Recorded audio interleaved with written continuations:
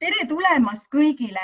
Alustame siis Eesti Kultuurikoja huvihariduse töörühma ja Eesti Huvihariduse Esinduskogu, Vabaharidusliidu ja teiste partnerite huvihariduse niisugust lõpuümarlauda, mis võtab kokku meie 2020. aastal ja 2021. aastal tehtud töö. Ja see töö on viinud meid niisuguste protsessideni, et me võime pealkirjastada tänase koosoleku juba optimistlikult, kuidas jõuda tervikvaateni. Olen väga rõõmus, et teid on siin nii palju ja kuna meil on üle 20 inimese kuulamas ja vaatamas, siis palun üldist tutvustust me ei tee, lisage lihtsalt oma nimi ja organisatsioon, sest ülekannet või meie Zoomi konverentsi ka salvestatakse ja jälgige siis neid tavalisi põhimõtteid, et kui ei ole sõnavõtt, siis on nii-öelda mikrofon välja lülitatud, et mitte ei tuleks sisse ebavajalikud mürad. Ja alustaksime siis. Meie koosolek päevakava on siin.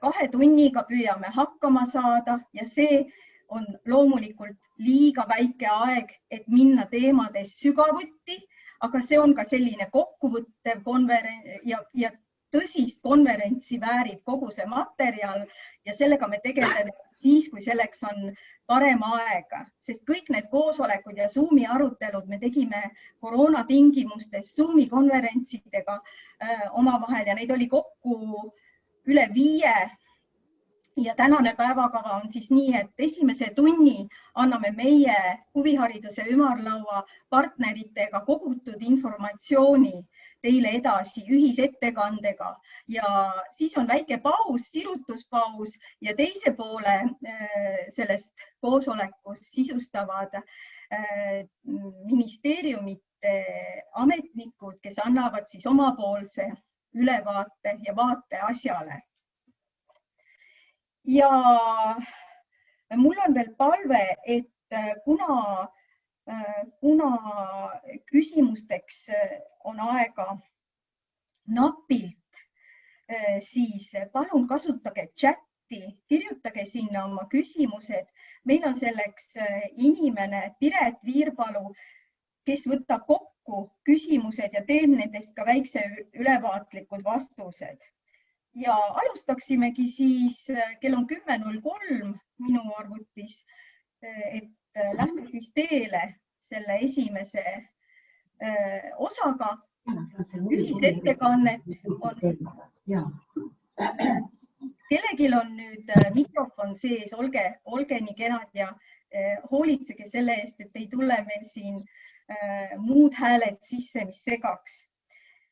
Ühisettekannet on siis ette valmistanud palju inimesi, aga sõna saavad siis Ege Kulbo-Klatik, huvihariduse töörühma juht, Jane Miller-Pärnamägi, koostööpartner ja jõuliselt vedamas huvihariduse esinduskogu ja Eesti Tantsuhariduse Liitu, Vabahariduse Liidu juhataja Sirius Sikka, Tiina Tambaum Tallinna Ülikooli demograafiakeskusest, kes annab ülevaate vanemaealiste huviharidusest ja Tauno Asuja puuetega inimeste kojast. Igaks juhuks küsin, kuna mul ei olnud võimalust Taunoga rääkida, kas Tauno on siin?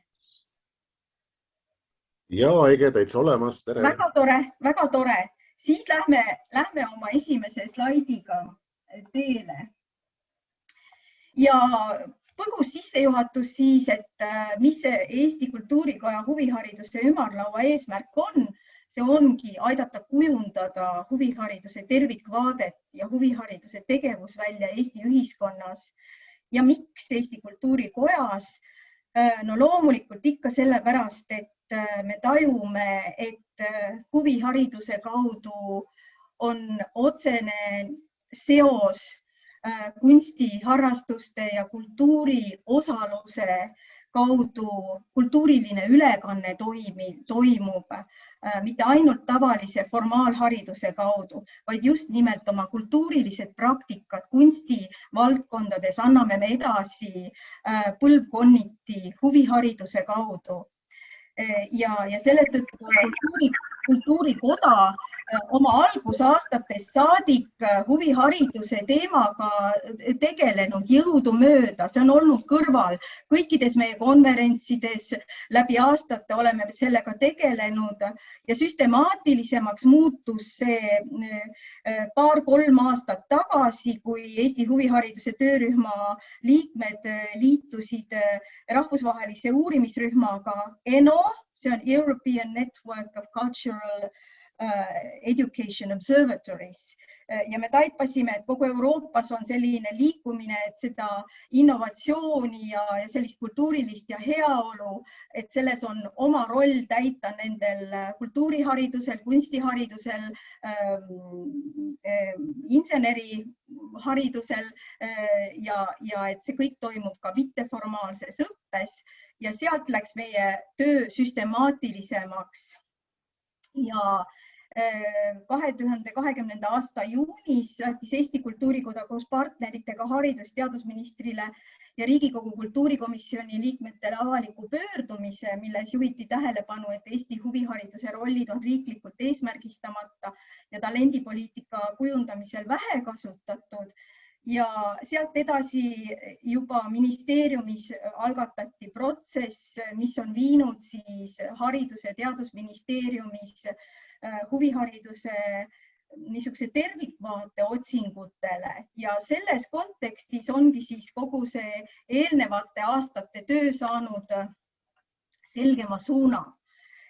Ühtlasi alustasime me ka terminite töörühmas, sest huviharidus on tegelikult Eesti haridusseaduse määratluse kohaselt üks haridusliikidest üld- ja kutsehariduse kõrval. Ja tuli kokku selline töörühm, kus olid siis koja inimesed, Vabahariduse Liidu inimesed, huvihariduse esinduskogu, Keeleinstituudi terminoloogid ja sõnastikutöörühmad, uurijad Tartust ja Tallinna ülikoolidest ja teised seotud partnerid.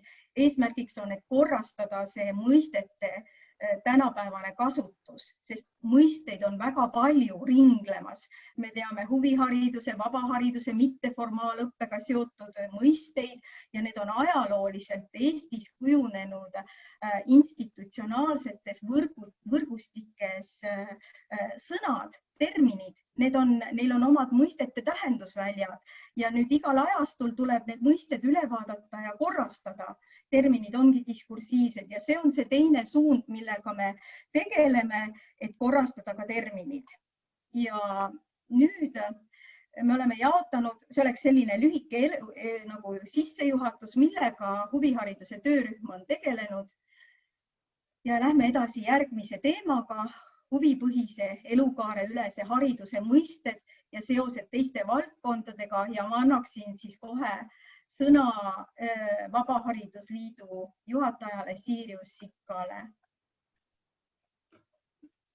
Nii, tere meie poolt, et nagu teada on, et see töörühm veel töötab edasi, et see on alles sellise esimese poolaasta töö tulemus, mida me siin esitleme ja mitte miskit ei ole veel raiutud nii-öelda kivisse, küll aga võib-olla mingites printsiipides oleme saanud ühisesse mõtteruumi ja võib-olla näinud asja juba natukene täpsemini. Aga see, mis me siis välja oleme siin mõelnud, et kuidas need mõisted võiksid omavahel kenasti kokku klappida ja kuidas nad oleksid ka üldiselt paremini nagu arusaadavamad ka nendele inimestele, kes võib-olla valdkonnapõhiselt ei tegele igapäevaselt asjadega. Et siis me oleme jõudnud sinnamaani, et haridus oma sellise kõiksuse määratlusega jaguneb suures osas nagu kaheks. Üks on siis formaalharidus, mis puudutab siis seda õpet, mida nimetatakse ka tasemeõppeks, kust siis inimesed saavad mingi sellise kvalifikatsiooni tõendava paberi, millega tal on hiljem võimalus ühele poole, teisele poole edasi liikuda. Ja teine siis suur rühm on kõik see, mis jääb sellest formaalharidusest välja ja see siis võiks olla liigitatud mõistega, eestipärase mõistega vaba haridus. Ehk siis veel kord üle korrates, et see kõik see, mis ei puuduta sellist traditsioonilist formaalharidust, see kõik läheb siis sinna vaba hariduse alla, ehk siis see on selline suur ja lai maa.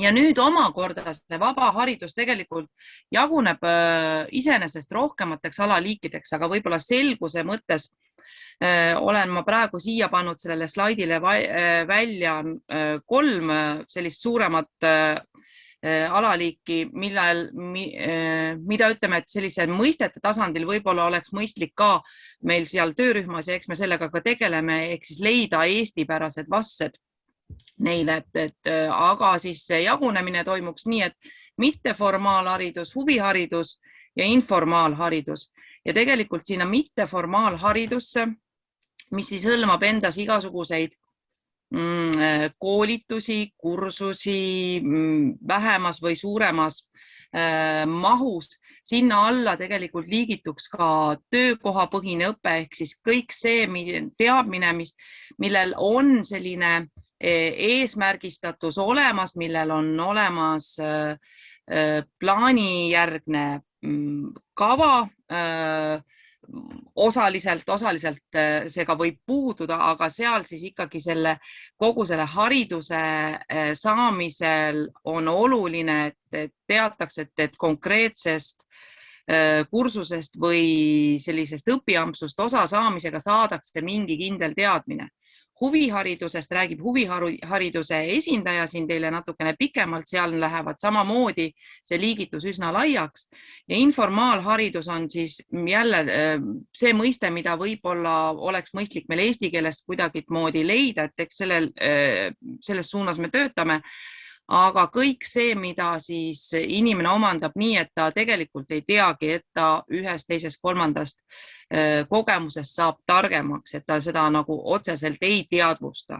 Noh, kas põlvest põlve saadud teadmised või siis lihtsalt niimoodi kuskilt kuuldud teadmised, mille käigus on siis saadud targemaks. Ja nüüd, mis siis puudutab nagu vaba haridust selliselt suuremas mahus, et seal on nagu see eriline eesmärk nagu, et areneks inimese selline, toimuks inimeste teadmiste areng, inimene areneks kogu aeg, areneks tema loovus, areneks ettevõtlikkus, kodanikuaktiivsus, sotsiaalne sidusus. See on nüüd see valdkond, kus tegelikkuses see vaba haridus võib väga paljusid inimesi aidata seal, kus formaalharidus jääb hätta ja võib-olla üheks suuremaks väljakutseks ongi see, et läbi selle vaba hariduse erinevate tahkude saab inimene taasalustada oma toimetamisiga formaalhariduses või jätkata neid. Ja siit on veel kord siis toodud välja sellised osa tähtsamaid vaba hariduse selliseid läbiviimise vorme, koolitus, õpisündmus, ringitegevus, koolitus võib-olla sellise natukene tõsisem ja suurem ettevõtmine, õpisündmus võib-olla ka tegelikkuses ajaliselt üsna pikk, aga ei pruugi seda mitte olla ja samamoodi siis ringitegevus, mis võib hõlmata aastate pikkust tegevust, aga mis võib olla ka väga sellise lühiajalise eesmärgiga, aga sealt see teema läheb väga-väga laiaks ja huvihariduse inimene seda ka puudutab, ma tean juba, et siit ma annaksin sõna edasi järgmisele.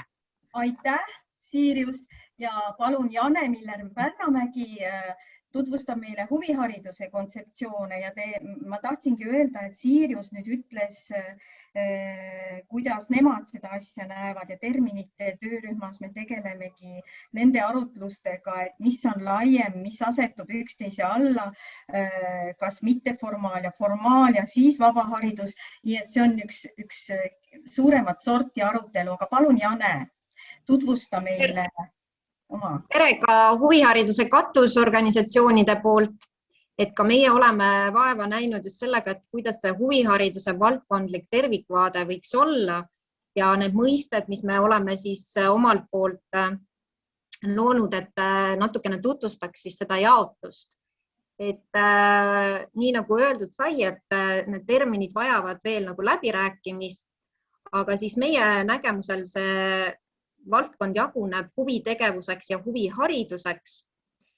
Et huvitegevus on eeskätt just osalejate kaasamiseks ja arenguvõimaluste loomiseks just projektipõhiselt peamiselt erinevate tegevuste kaudu.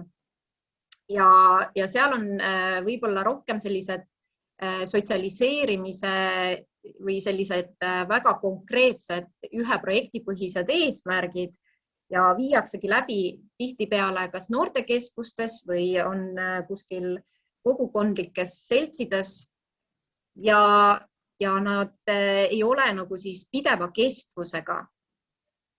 Ja huviharidus jaguneb veel omakorda siis eraldiseisvalt 3 osaks ja huviharidus laiemalt, et selle siis eesmärgiks on just õpilastele selliste erioskuste õpetamine konkreetsel huvialal ja samamoodi mitmekülgne arendamine. Ja me jagasime selle sellisesse 3 osasse, ütleme siis vaba huviharidus on see üks mõiste, mis vajab võib-olla siis sellist suuremat täpsustamist, see on ka meie terminoloogia töögrupis välja tulnud, aga see põhimõtteliselt tähendab siis sellist ringitegevust, huviringe, kas lasteaedade, üldhariduskoolide või huvialakeskuste või muude institutsioonide juures, mis võivad olla just selliseks huvi tekitamiseks, aga ka võib-olla konkreetsel huvialal selliseks nii-öelda harrastuslikuks kas meelelahutuseks või kogukonnaga kooskäimise kohaks ja ka just sellise tervise hoidmise võimaluseks. Ehk siis erinevad ringitegevused just vaba huvihariduse tasandil. Ja põhihuviharidus on siis selline süsteemne astmeline õpe, mis toimub huvikoolides ja eesmärgiks on siis läbida juba konkreetsemaid õppekavasid pikema perioodi jooksul ja võimaldab siis saada selliseid erialaseid, konkreetse huviala erialaseid siis oskusi. Ja 3. tasand on siis just sellise juba sügavama pühendumise sooviga inimestele, noortele, kellel on juba selline siht silme ees ehk siis kutsumus konkreetsel huvialal loominguliselt või ka teaduslikult tegutseda. Ja nad on juba sellised professionaalse suunitlusega ja vajavad võib-olla suuremat just ka sellist praktika tasandit ja võimalust kogeda seda konkreetse huviala juba professionaalset tasandit. Kui tege edasi panna. Ja ega sa soovisid midagi täiendada? Ma tahtsin öelda, et ajaga me ületame seda 2 minutit. Huviharidus läbib ka väga erinevaid valdkondi, et kindlasti siin ei ole nagu piisavalt need 4 põhivaldkonda oleme siin just laste ja noorte vaates nagu välja toonud, on noorte valdkond, hariduse ja kultuuri ja sotsiaalvaldkond ja see elukaar nii-öelda lapsest kuni eakani, et liigub sellisest ennetuslikust tegevusest eneseteostusesse ja tagasi ennetustasandile ja toimetuleku tasandile. ja siin ka on siis need 4 olulist huvihariduse valdkonna siis osa välja toodud: huvitegevus, vaba huviharidus, põhihuviharidus ja eelprofessionaalne huviharidus, ja mis pakub siis väga erinevaid rolle. Neid me ka edaspidi siin selle ettekande juures natukene käsitleme, aga põhimõtteliselt just toimetulekust kuni siis ka sellise loovama, oskuslikuma, teadlikuma ja ka meie kultuuri ja teadust jätkusuutlikumalt hoidva kodaniku kasvatamiseni on see kogu see lai huvihariduslik süsteem. Aga ma annan siis sõna edasi, et me ei jääks siin aja hätta, et eks siis saab neid slaide ka pärast jagada ja kõik saavad täpsemalt veel üle lugeda, et ma ei peatuks siin pikalt. Aitäh! Tegelikult see kordab üle seda, mida Jane ilusasti oma slaidil esitas, et ma isegi pikalt ei ütle, et huvihariduse seosed teiste valdkondadega on tugevad. Ta panustab noorsootöösse just nimelt selle üldoskuste, eneseväljenduse, huvi ja kutsumuse tekitamine ja sellega tegeldakse siin Haridus- ja Teadusministeeriumis. Huviharidus panustab tugevasti teaduse ja innovatsiooni arengusse ja niisuguse jätkusuutliku arengu teemadesse inseneri, tehnika ja loodushuvihariduse kaudu panustavad ja haldavad teemasid nii Haridus- ja Teadusministeerium kui ka Majandus- ja Kommunikatsiooniministeerium, mis lõpuks korjab ju need õied innovatsiooni ja loovuse ja uute tehnoloogiate ja targa ettevõtluse kujul. Mis kunstid, loovus ja keegi nüüd krabistab seal tugevasti, et palun lülitage mikrofon välja. Et kunstid, loovus ja innovatsioon on just see põhjus, miks Euroopas seda huvihariduse teemat Euroopa Komisjoni tasemel ja kunstide ja kultuuri kontekstis väga tõsiselt arutatakse. Ja see kätkeb endas nii erioskusi kui ka üldoskusi ja kultuuri osalust, nii aktiivset kui passiivset. Kogu kultuuri tarbimine seisab selle najal, kas on osaluskogemus, kas on mõistmine ja samamoodi harrastus, kunstid ja rahvakultuur, mis on ju seotud identiteedi, ühtekuuluvuse, kogukondliku laulu- ja tantsupeo, et need on need küsimused ja muidugi Kultuuriministeerium seda haldab Eestis. Sport, liikumine, tervis, omaette maailm kätkeb kõike neid praktikaid olulise kultuuri osana. Tervis, vaimne tervis, ärevushäired, stressist, isoleeritusest ilmus just WHO terviseraport 2021 kirjeldab elukaare põhiselt, kuidas nende praktikatega on võimalik tegeleda nii laste ärevushäirete puhul, täiskasvanute kardiovaskulaarsete haiguste puhul. Need on tõestatud uuringutel põhinev, 99 uuringut on sinna kätketud inglise ja vene keeles. Tõestab niimoodi faktipõhiselt, palun tutvuda. Mul seda linki siin praegu ei ole, esitlemiseks aega ei ole.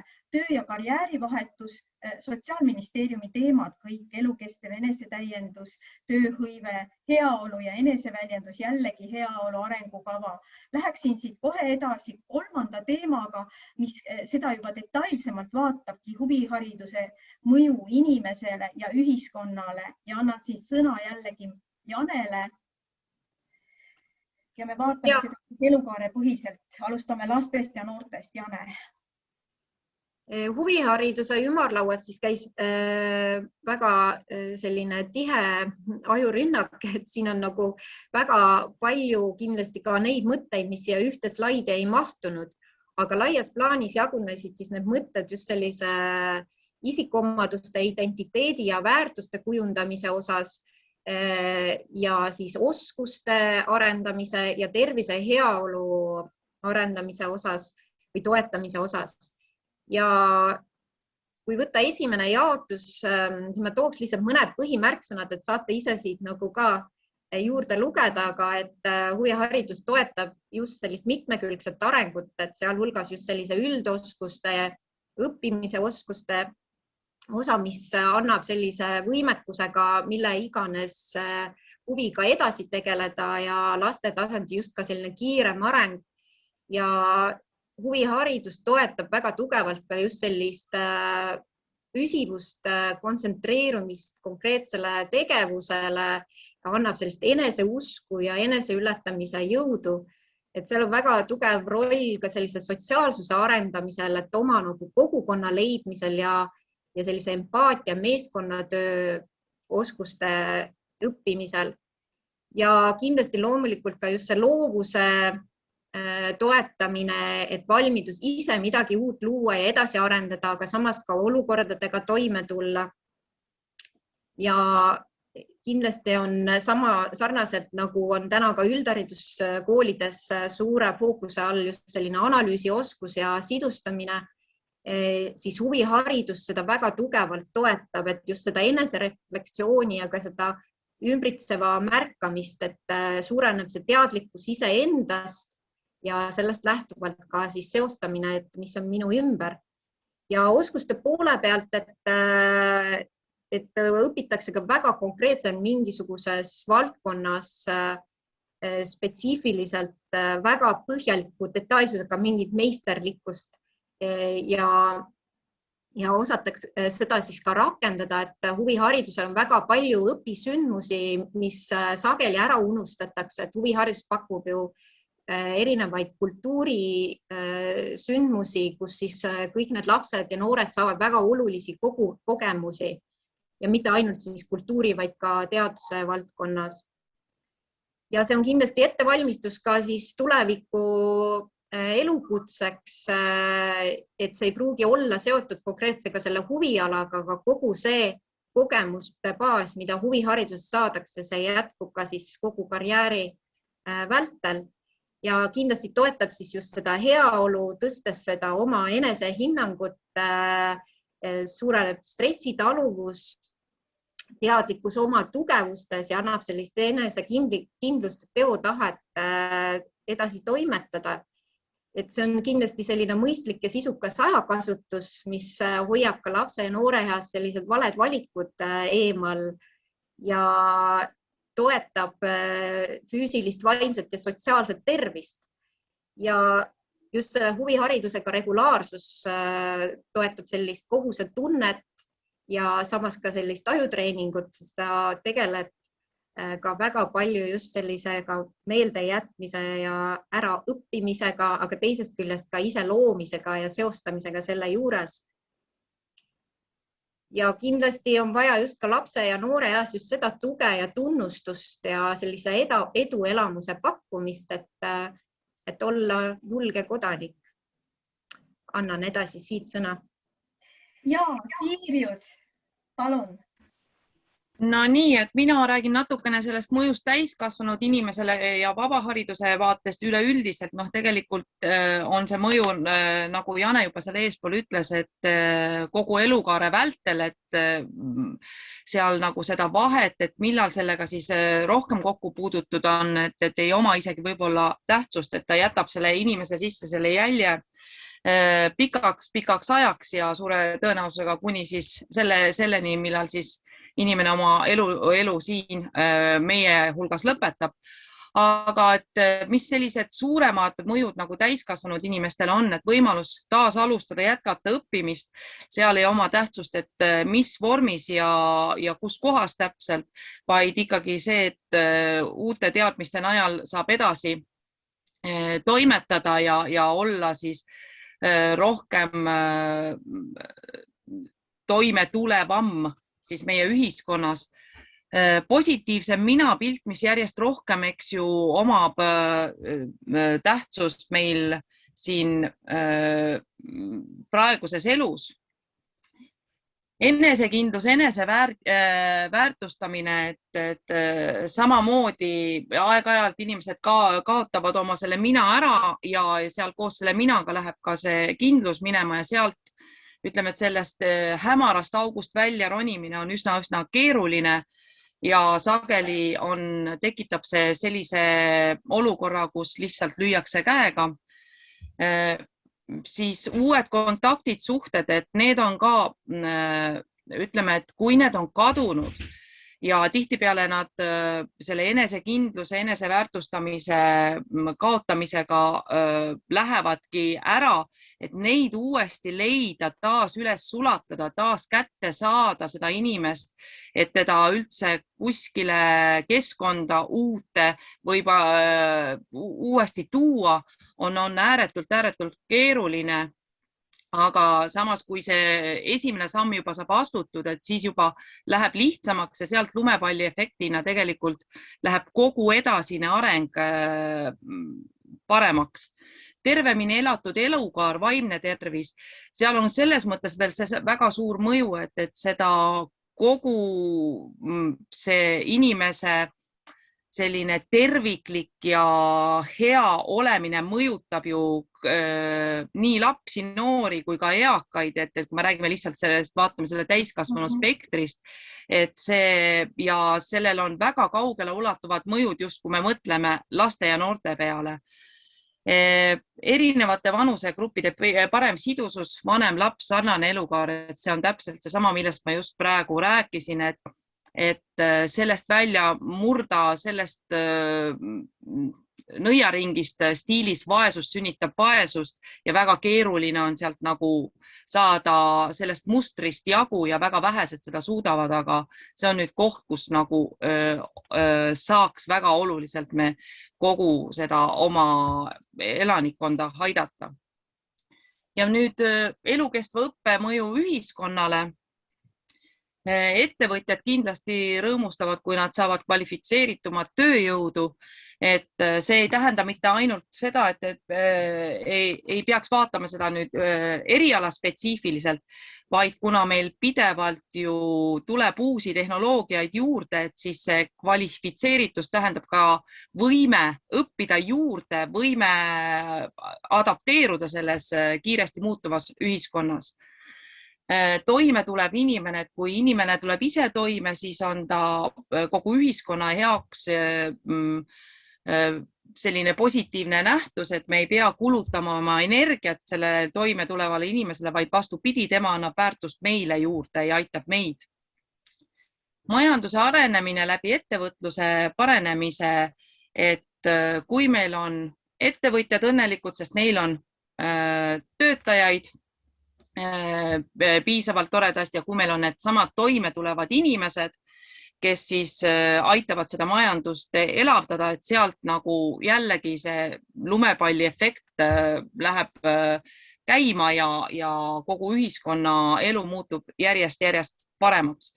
Sotsiaalse abivajaduse vähenemine, et meil praegu ongi siin olukord selline, kus tihtipeale sellele abivajajale ulatatakse kala, aga õng unustatakse nagu andmata ja tänu sellele me tegelikult taas kogu aeg lahendame tagajärgi, mõtlemata sellele, et me võiksime lahendada ära põhjuse ja siis on meil abivajajate ring oluliselt väiksem. Integratsioon, see on viimastel aegadel erinevate osapoolte vahel, ma ei pea siin silmas ainult mitte sellist, ütleme, rahvuste vahelist integratsiooni, vaid ka erinevate inimeste gruppide ehk siis toime tulevate, mitte toime tulevate, edukate, vähem edukate, et sellise laiem integratsioon toimuks nende huvigruppide vahel kindlasti, et seda ma näen ka väga palju koolitustel, et kus ühel hetkel haridus ei ole enam eelnev haridus tähtis, vaid see integratsioon toimub nagu ka selles vallas väga hästi. Kodanikuühiskond on suureks abiks riigile ja suureneb tänu sellele ka sallivus, mõistmine, tolerants ja seega siis kogu see areng, ühiskonna areng läheks meil paremaks, kiiremaks ja võimalusi oleks rohkem, et meil selle koha pealt ütleme nii, et see tervemini ja täisväärtuslikumalt elatud elu annab väärtust lõpuni kogu ühiskonnale. Aitäh! Ma panen järgmise slaidi ja palun Tiinal valmistada ja vaadake, kui toredasti on Tiina sõnastanud huvipõhise hariduse mõju vanemale inimesele ja ühiskonna võit vanemaealiste huvipõhisest haridusest. Ole lahke, Tiina. No vanem inimene on täiskasvanud inimene samamoodi, nii et kõik see, mis varem on räägitud, kehtib ka vanemale inimesele, aga ma tooksin välja siis mõned nüansid, mis ei ole laialt levinud. Esiteks, õppimine peab jätkuma ja see murdepunkt, kus ta pigem siis ei jätku, on siis, kui inimene läheb koduseks vanaduspensionäriks. Ja on näidatud, et lihtsalt see fakt, sõltumata tervisest, sõltumata haridustasemest, sõltumata elustiilist, fakt, et sa lähed pensionile, mõjutab kognitiivseid võimeid ja negatiivselt ja see mõju avaldub juba nii lühikese ajaga nagu 12 kuud. Ja seda mõju on võimalik, siis on näidatud statistiliselt suurte andmemahtude pealt, et see toimub. Ehk kui sa ei võta midagi ette, siis sisuliselt hakkab taandareng. Teine asi, et on võimalik säilitada kõiki oma võimeid, isegi parandada oma võimeid vanemas eas. Et juba see on teadmine, mida peaksime teadma. Ja kolmas on, et ühiskonnale on vaja vanemaealiste huvipõhist tegevust, huvipõhist haridust ennekõike selleks, et saada rikastada seda ühiskonda nende inimeste teadmiste ja oskustest, sest vanemas eas vähemasti huviharidus on ennekõike üksteiselt õppimine, üksteisele õpetamine. Siis teine asi on, et meie vanemad inimesed tänu sellele huvitegevusele oleksid rohkem organiseerunud ja see COVID-i aeg näitas, kui raske on meil vanemaid inimesi nendeni jõuda ja kui raske on neid kõnetada, sest nad ei ole organiseerunud, ei saa niimoodi läbi võrgustike saata siis sõnumeid ja käituda nagu üks terve ühiskond. Et meil on segregeerunud inimesed ja see huvitegevus on ainus viis, mis siin aitab. Aga siis tervena vananemine, et vanemas eas huvitegevus on sisuliselt viis, kuidas vananeda tervena. Sest tervena vananemine ei puutu kuidagi haiguste ravi või haiguste ärahoidmisega, vaid tervena vananemine on defineeritud läbi funktsionaalsete võimekuste säilitamise ja arendamise. Ja need 5 võimekust on siin joonise peal. Võimekus võtta vastu otsused, mis tähendab automaatselt õppimist. Võimekus olla liikuv. Võimekus säilitada uusi suhteid. Kus sa neid siis säilitad ja lood uusi kodus, seda ju ei tee. Võimekus panustada jälle. Kodus seda ei tee. Ja rahuldada, võime muidugi rahuldada oma põhivajadusi ja see tänapäeval jälle eeldab õppimist. Nüüd järgmise slaidi peal on mõned paljudest tuhandetest uuringutest, mis näitavad seda huvihariduse, huvitegevuse põhjal õppimise kasu inimesele isiklikult. Et sul kontrollitunne suureneb, su heaolu, subjektiivne tunnetatud heaolu suureneb, lühiajaline mälu, mis normaalsel vananemisel võimekus väheneb, on võimalik hoida või isegi parandada selle võimekust. Depressiivsuse aitab ära hoida ja on uuringud näidanud tõesti, et on võimalik isegi mitte ainult kognitiivset võimekust säilitada, vaid parandada, olla parimas vormis, olla elu parimas vormis. Ja viimase slaidi peal on veel mõned aspektid, et vanemas eas õppimine ehk siis antud juhul huvipõhine, ta ongi vanemas eas alati huvipõhine. Üks eesmärk on saada aru noorematest, saada aru, mis nooremad generatsioonid, keda on rohkem ja rohkem sinu selja taga, teevad ja olla nendega kontaktis. Siis see aitab ka olla mitte ainult osa ühiskonnast, vaid ka mõjutada ühiskonda. Me näeme seda, kui mõjutatavad on meie vanemaealised, aga pigem peaks vastupidi olema, et nemad mõjutavad. Ja üks aspekt huvitegevuse valdkonnas on tervena ja teadlik vananemine, ehk me õpime ise, kuidas vananeda. Nii. Aitäh, Tiina. Paluksin Taunol, kes on puuetega inimeste koja peaspetsialist, nüüd vahendada meile, milline on huvihariduse mõju puuetega inimestele. Aitäh, Ege. Tõepoolest, et eelpool kõnelejad on väga hästi need märksõnad varasemalt välja toonud, et mis on need erinevad mõjud erinevatele sihtgruppidele. Et jah, ega ka puuetega inimesed ei ole selline eraldi grupp, et kellel oleksid sellised erilisemad mõjud ja ka ootused. Et toon võib-olla ka siis jah välja mõned märksõnad, et mida nagu tahaks selle grupi osas esile tuua, et kindlasti see eneseteostuse võimalus ja vajadus ennast teostada. Samuti puuetega inimeste puhul hästi oluline just see enesekindlus, eneseväärtustamine ja lisaks siis ka selline kuuluvuse tunne, et samamoodi nagu Tiina eelnevalt mainis, et ka puuetega inimeste puhul on see sotsiaalne kontakt, sotsiaalse võrgustiku olemasolu äärmiselt oluline, et igapäevaselt paremini toime tulla ja seeläbi ka siis ühiskonnas aktiivselt osaleda ja ka ise aktiivselt panustada, et just see sotsiaalse võrgustiku kuuluvuse tunne, koos tegemine, et see on kindlasti hästi oluline ja sellepärast on ka puuetega inimeste puhul hästi levinud puuetega inimeste erinevad ühingud ja seltsid, et kes siis suuresti neid väljundeid ka pakuvad puuetega inimestele.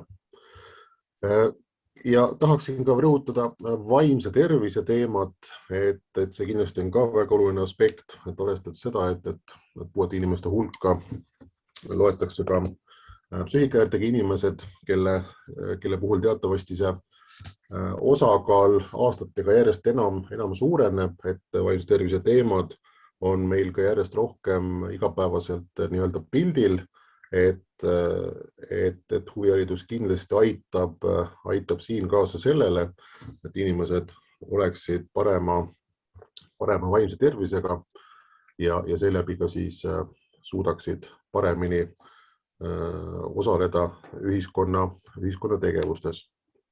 Ja kui rääkida puuetega inimeste puhul, et milline see huvihariduse mõju ühiskonnas on, et siin olen ka välja toonud kaks sellist punkti, mida tahaksin eraldi rõhutada. Üks on siis seesama ka varasemalt mainitud suurem sotsiaalne sidusus ja kindlasti ka siis puuetega inimeste kaasamine huviharidusse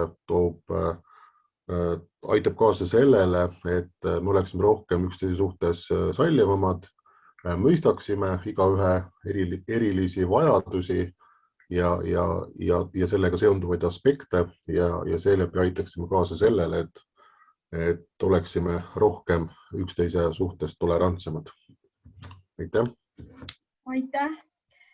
Nüüd kokkuvõttes ma ei hakka kordama, ütlen vaid märksõnad, et huviharidusel on laia spektriga mõju ühiskonnale, heaolu, demokraatia ja õdusa ühiskonna poole liikumisel ja et see mõju on ka tervisele, talendipoliitikana, kuriteoennetavusena, eakate suunal. See kõik on nimetatud ja ütlen vaid seda, et kõigil nimetatud aspektidel on otsene ja kaudne majanduslik mõju ja see on positiivne loomulikult. Positiivne majanduslik mõju ehk siis huviharidusse panustamine ei ole mitte kulu, vaid investeering. Nii, edasi lühidalt, millised eelpool ilmnenud aspektid jagunevad väga paljude eri osapoolte vahel ühiskonnas. mis on otsapidi puutumusega erinevate ministeeriumite haldusalades, nii Haridus-Teadusministeeriumis, Kultuuriministeeriumis, Sotsiaalministeeriumis, Justiitsministeeriumis ja Majandus-Kommunikatsiooniministeeriumi haldusalasid otseselt puudutab huvihariduse kaudne või siis otsene mõju. Seega huvihariduse kui valdkondade ülese teema riiklik poliitikakujundus peaks kujunema ministeeriumite vahelises koostöös. Ja huvihariduse uurimusest Eestis, miks see on olnud meil nii hallalas ja mitmete ministeeriumite vahele killustudes, justkui nagu tervik on justkui kaduma läinud. See on selle tõttu, et huviharidust on vähe väärtustatud, vähe on teda väärtustatud ja vähe on teda ka uuritud, aga ajalooliselt moodustab Eestis huvi ja vaba haridus meie põhilise innovatsiooni, protoinnovatsiooni mudeli, sest eestlastel ei ole olnud juurdepääsu haridusele massiliselt sajandeid ja siis see üksteiselt õppimine, mitteformaalsel teel õppimine on olnud see meie põhiline käiviti või võti, kuidas on tekitatud juurdepääs ka formaalharidusele. Ja selle tõttu on see ajalooline võrgustik meil sügav. Noorsootööd on meil uuritud, mitteformaalset õpet on meil uuritud, aga huviharidust kummalisel kombel süstemaatiliselt sellises laias sotsioloogilises võtmes uuritud ei ole. Ja see vajab muidugi nii kultuurisotsioloogilist, ka kultuuri- ja hariduspoliitilist mõtestamist, aga võib-olla ka majanduslikku mõtestamist, et mismoodi siis jõuda targa ühiskonnani, targa inimeseni, targa kodanikuni ja et kuidas selles osas saaks mitteformaalne haridus panustada. Ja uurimusest on nii palju, et Tallinna Ülikooli uuringufondi nõukogu toetas projekti Tähendusrikkus kella 5–9 huvihariduse ja tõsiste vabaaja tegevuste interdistsiplinaarse võrgustiku loomiseks ja sügisel me alustame juba nüüd koguneme esimeseks nagu selliseks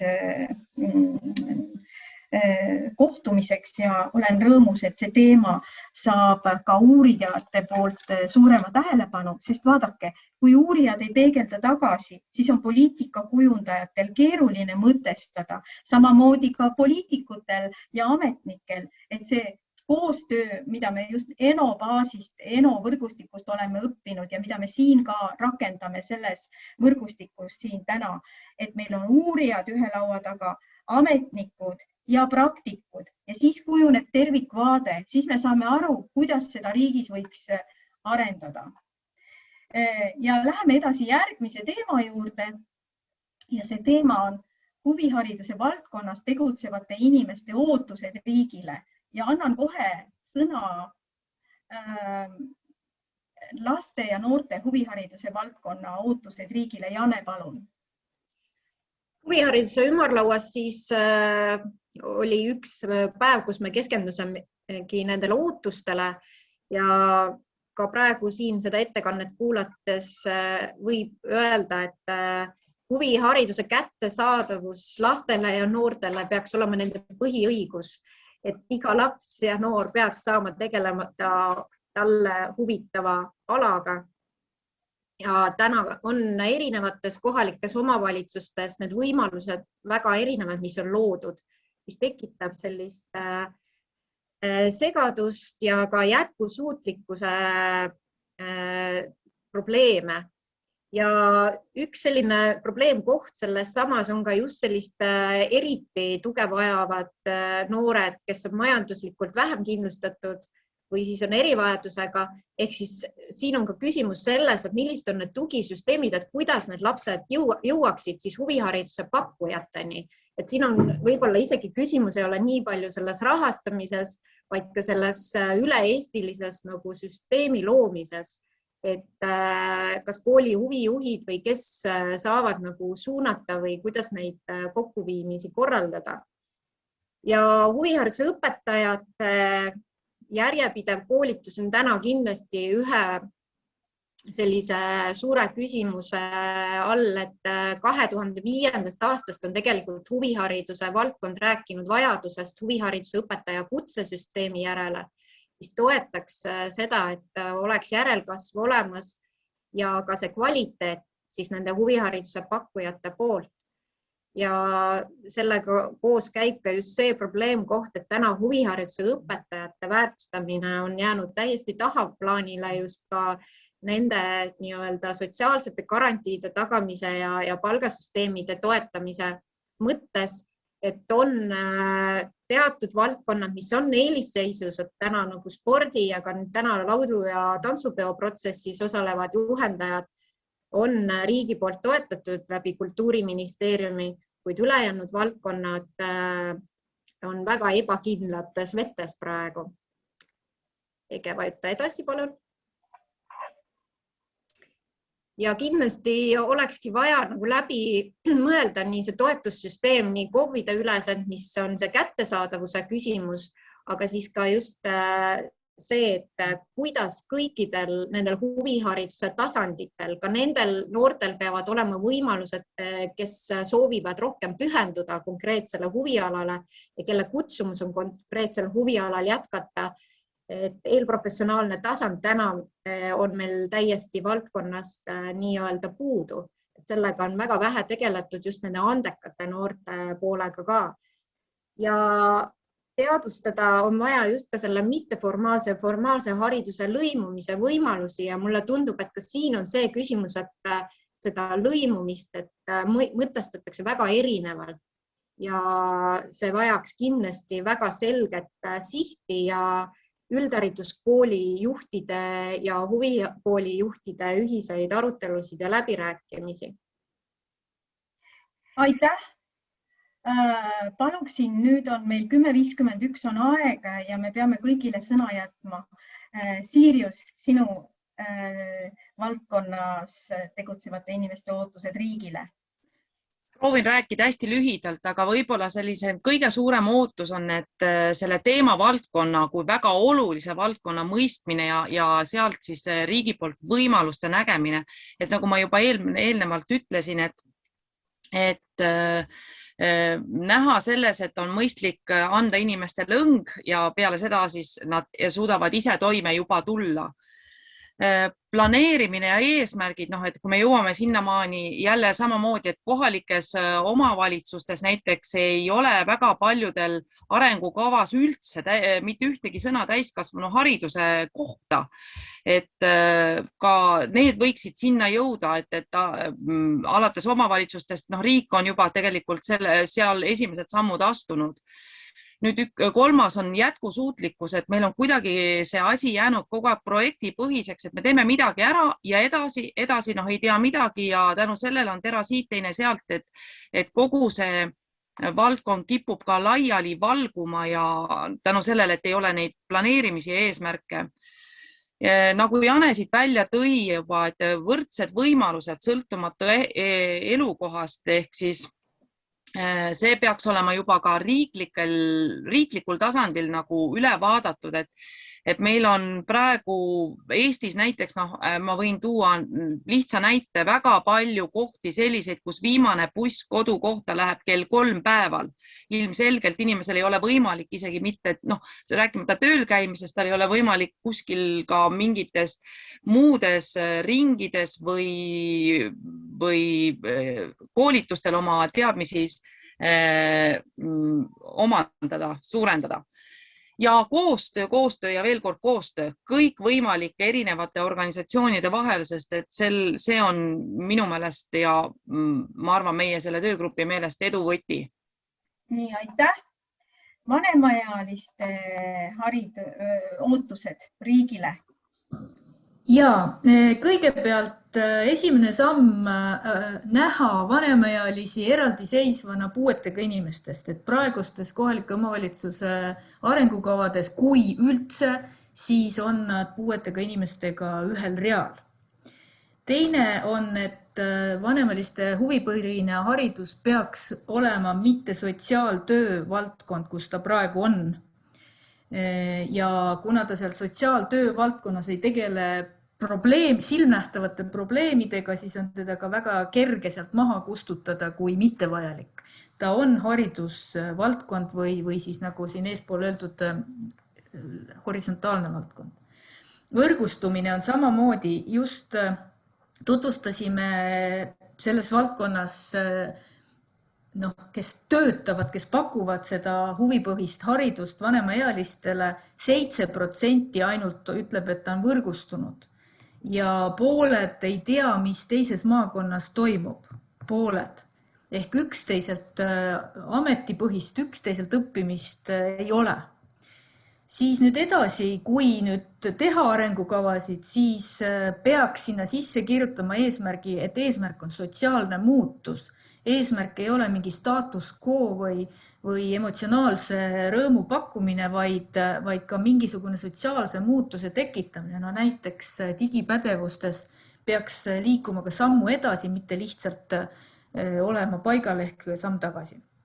Ja professionaalne lähenemine on hädavajalik, sest vanemaealiste õppes, küllap ka täiskasvanutes, on, et kui sa teed valesti, siis see ei ole lihtsalt aja ja ressursi raiskamine, vaid sellel on kahjustavad tagajärjed osalistele.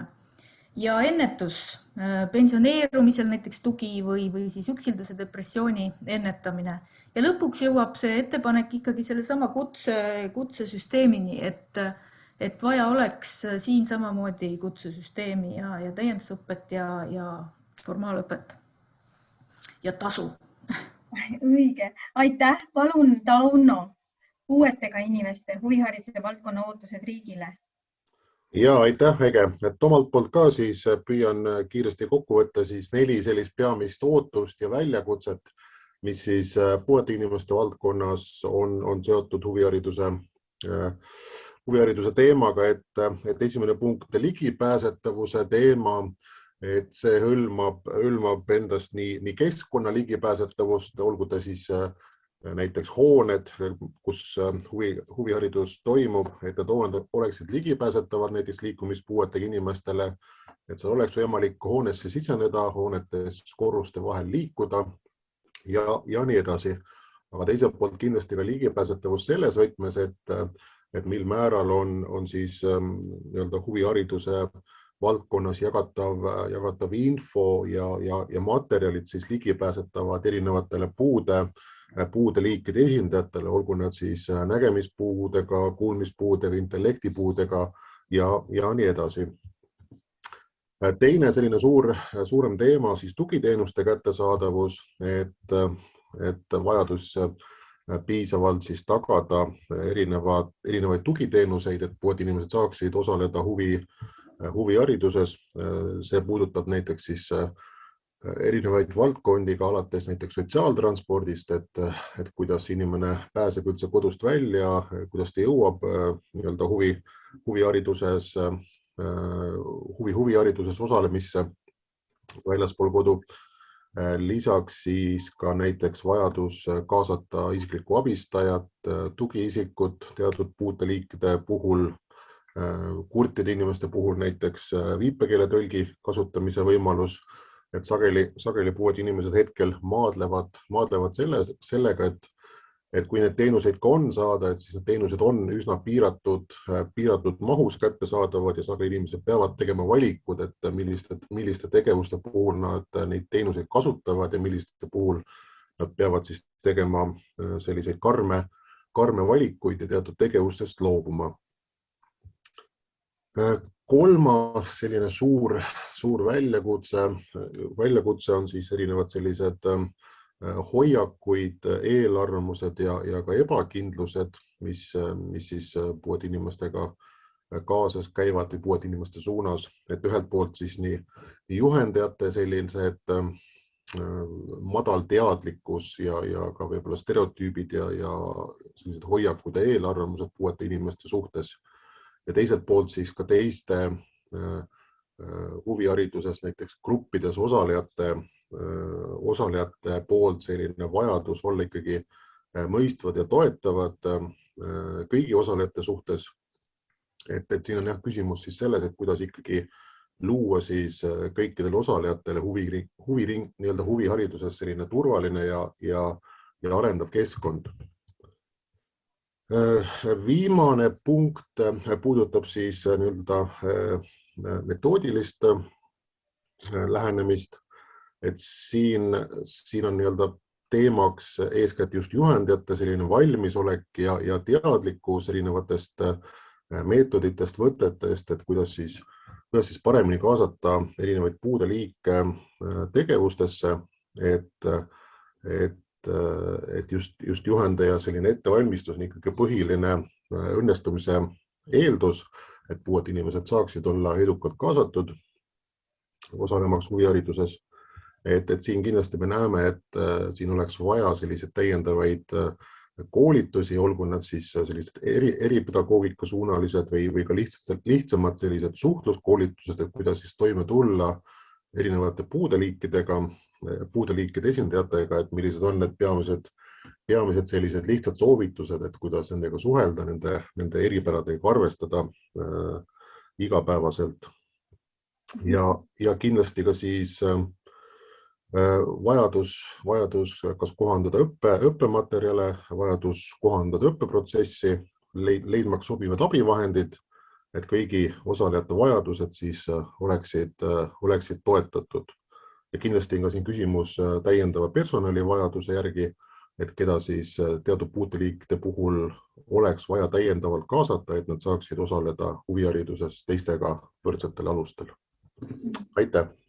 Aitäh! Me oleme ajahädas 5 minutiga, sest meil on veel üks teema, kuidas jõuda tervikvaateni ja see tuleb meie pausi arvelt, sirutuspausi arvelt. Ma panen kiiresti, et palun siis Jane, kuidas me jõuame siis tervikvaateni?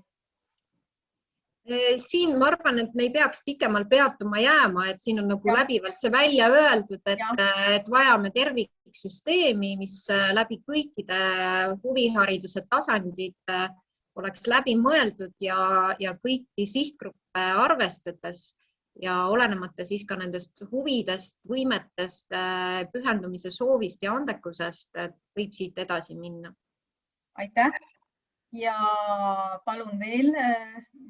Ja meil oli siin ümarlauas just juttu ka sellest, et ka need infosüsteemid täna, et Eesti haridusinfosüsteem on uuenemisel, aga et praegu praktikutega neid uuendusi läbi pole räägitud, et kindlasti ka kõik sellised süsteemsed infokanalid on väga olulised vahendid, mille põhjal analüüse teha ja süsteemselt nagu saada infot, et kus on nagu probleemkohad, et see statistika ja siis selle statistika analüüs, et see natukene on ikkagi endiselt nõrk koht ja vajaks nagu koos läbiarutamist. Ja teine pool on just see huvihariduse valdkonna mõisted ja ka see seadusandlus täna on väga segane, mis on ka välja toodud juba, et ma siin ka pikalt ei peatuks, et lähme edasi, et see on kindlasti üks olulisi punkte, mida edasi vaadata. Nii, Sirius, kokkuvõttev minut. Et jah, enamus on siia juba kirja pandud, et te näete seda, et kõigepealt on puudu meil selline üle-eestiline suur andmebaas tegelikult, mida tänapäeval oleks võimalikult kiiresti ja üsna lihtne teha tegelikult, arvestades siis digimaailma võimalusi. Suur küsimus on nagu koolitajate kvalifikatsioonisüsteem, kuidas ikkagi tagada kvaliteeti, kuidas kaasa aidata, kuidas sekkuda. Et on küll tegelikult väga paljud liidud annavad kutset ja on see kutsete süsteem olemas, paljudel ei ole olemas, aga isegi ka nendel, kellel on olemas, tekitab see küsimusi ja ütleme sellist täit sellist kindlust, et siis see kutseomanik tõesti ka vastab sellele ja ka tegutseb vastavalt sellele oma saadud kutsele, et see on selline küsimärgi kohta, aga ega seda vist lõpuni ei olegi võimalik nagu välistada. Uurimuse vajadused juba Ege tõi ennem välja ka, et koostöö ülikoolidele, et selleks, et midagi üldse hakata kaardistama, midagi planeerima, midagi eesmärgistama, et sealt oleks vaja nagu seda sügavamalt uurida, et siis lähtuvalt siis nendest uurimuste tulemustest siis õiged eesmärgid võtta. Hästi suur küsimus, kvaliteedi küsimus, mis puudutab ka koolituskeskusi, eks ju, et ma tean küll, et erinevad ühingud sellega väga aktiivselt on viimasel ajal hakanud tegelema ja sellega on küsimusi lauale palju tõstetud, aga et kuidas see küsimus lahendada nii, et oleks see sisu tagatud, noh, see on väga keeruline. Ja no, mis ma ütlen, et elukaarepõhine lähenemisviis, mis on juba toodud siia ja kõige suurem eesmärk peaks meil olema ikkagi eesti keelekultuuri järjepidevuse hoidmine, arendamine. Aitäh!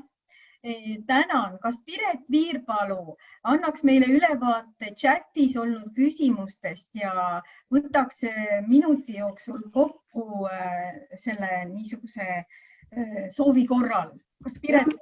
Ja, et väga huvitav arutelu on chatis käinud põhialuste terminite, põhiväärtuste, eetika, moraali, ka definitsioonide teemal. Et see on olnud väga põnev, et mis on ettevõtlikkus, mis on loovus, millised on üldhariduse ja ka täiskasvanu hariduse võtme ja üldpädevused ja kui palju tegelikult sellega tegeldakse või ei tegelda. Mulle tundub, et me jõuame ikkagi selle koolihariduse juurteni välja, kust kõik alguse saab. Et millega see on, mis see on, millega tegelikult tegeldakse. Kas tegelike probleemidega või me ikkagi koolis veel õpetame aineid ja ei ettevõtlikkust, loovust ega leidlikkust, nagu Arne Toomsalu siin välja tõi, et nende asjadega ei tegelda. Nii et kellel on aega, visake pilk peale, väga põnev arutelu on olnud chatis. Kas sa soovid veel midagi lisada? Ma lisan võib-olla kokkuvõtteks seda, et mulle tundub, et esimesest poolest jäi ikkagi väga tugevalt sõelale. Kõige olulisem probleem on huvihariduses töötavate spetsialistide kutse, kvaliteet, haridus ja ettevalmistus ja samamoodi mitte ainult huvihariduses, vaid ka üldhariduses, õpetajate koolitus ja üldharidus ja huvihariduse spetsialistide koolitus, kes oleksid valmis läbi elukaare erinevas vanuses, erinevate huvide ja vajadustega inimestega tegelema, et see oleks kvaliteetne, et see oleks koostöös ülikoolidega ja tugineks siis uuringutele. Et selline kokkuvõte praegu. Suurepärane, aitäh!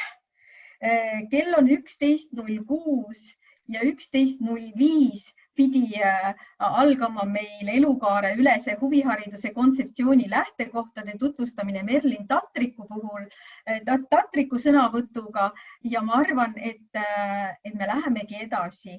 Kes tunneb, et ta ei suuda istuda, palun sirutuspaus teha mööda minnes, aga ma annaksin sõna Merlinile ja meil on niimoodi seatud, et mina nüüd lõpetan jagamise ja Merlin siis saab oma esitlust jagada. Saan ma õigesti aru, Farishta? Ja, nii peaks vist olema küll. Ja. Nii, vaatame. Kas esitlus tuli teile lahti? Ja. Väga tore. Et ma tahan omalt poolt tänada selle teie poolt tehtud esimese poolaasta jooksul tehtud töö eest ja nende huvitavate arutelude ja kokkuvõtete eest. Et ma arvan, et kõigist nendest sellistest diskussioonidest ja mõtetest on tegelikult väga hästi välja joonistanud see, kui kirju on see maailm, kui erinevad on vaated, kui erinevad on arusaamad ja kui erinevad on prioriteedid. Et ja meile kindlasti on nagu hästi tänuväärne see kogu selline kaardistus, sisend ja need erinevad vaated, mis tegelikult ongi siis selliseks üsna heaks lähtekohaks, mille pealt saab nende teemadega edasi minna. Nii, aga nüüd ei taha miskipärast slaid edasi liikuda. Et ma tausta poolest annaksin sellist värsket infot, et laiemalt meie vaatest kindlasti sellised suuremad suunad annab kätte siis Eesti haridusvaldkonna arengukava, mis on hetkel siis jätkuvalt kinnitamisprotsessis. Ja ise lootsime, et ehk saab ta juba juunikuus kinnitatud, aga praegu Riigikogus ikkagi asjad veel venivad, nii et eks siis on näha, et kas jõutakse kinnitamiseni juunis või nihkuvad protsessid edasi. Aga nii või teisiti võib öelda, et ikkagi need 3 sellist suuremat sihti selles arengukavas püstitatud on ja huvihariduse, huvitegevusega seotud teemad, kui me mõtleme laiemas vaates, siis tegelikult paigutuvad kõigi nende 3 suure eesmärgi alla. Ja põhimõtteliselt ikkagi sellised täpsemad suunised, eesmärgid ja sihid panevad paika omakorda siis meie vaatest riigieelarve strateegias koostatavad programmid, mis siis on nii-öelda rulluvad ja 4-aastase tsükliga.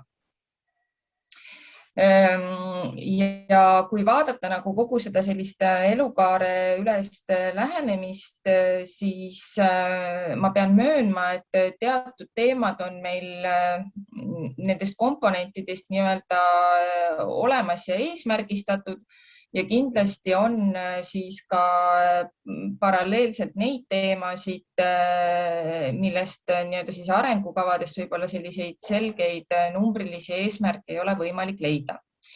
Ja paralleelselt siis on ju ka uuendamisel Sotsiaalministeeriumi poolt heaolu arengukava, kus ilmselt samuti päris palju erinevaid osapooli ka siit ringist on erinevatesse aruteludesse kaasatud. Ja selle valguses siis tegelikult me praegu lähme edasi nii-öelda siis kontseptsiooni lähtekohtade kaardistamisega ja oleme siis erinevatest aruteludest ja kohtumistest ikkagi võibki öelda, nii nagu ka tegelikult tänasest teemast on välja tulnud, et need alateemad või probleemplokid võib jagada ikkagi selliseks 4 suuremaks teemaks.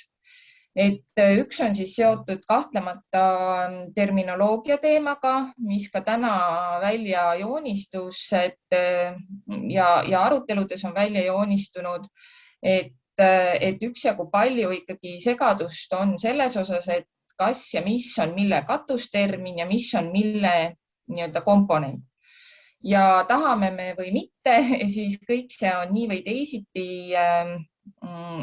Ühest küljest on need nii-öelda keelelised mõisted ja teisest küljest siis teatud terminoloogia tegelikult joonistub välja ikkagi ka seadusandlusest ja on siis laiemalt see küsimus, et kuidas nii-öelda siis need strateegiates toodud terminoloogia erinevates õigusaktides toodud terminoloogia omavahel kokku jookseb ja mis on siis veel see lisanduv terminoloogia, mida me selles valdkonnas kasutame, aga mille reguleerimiseks võib-olla vajadust ei olegi. Et selles mõttes, et mõisted ja terminid võivad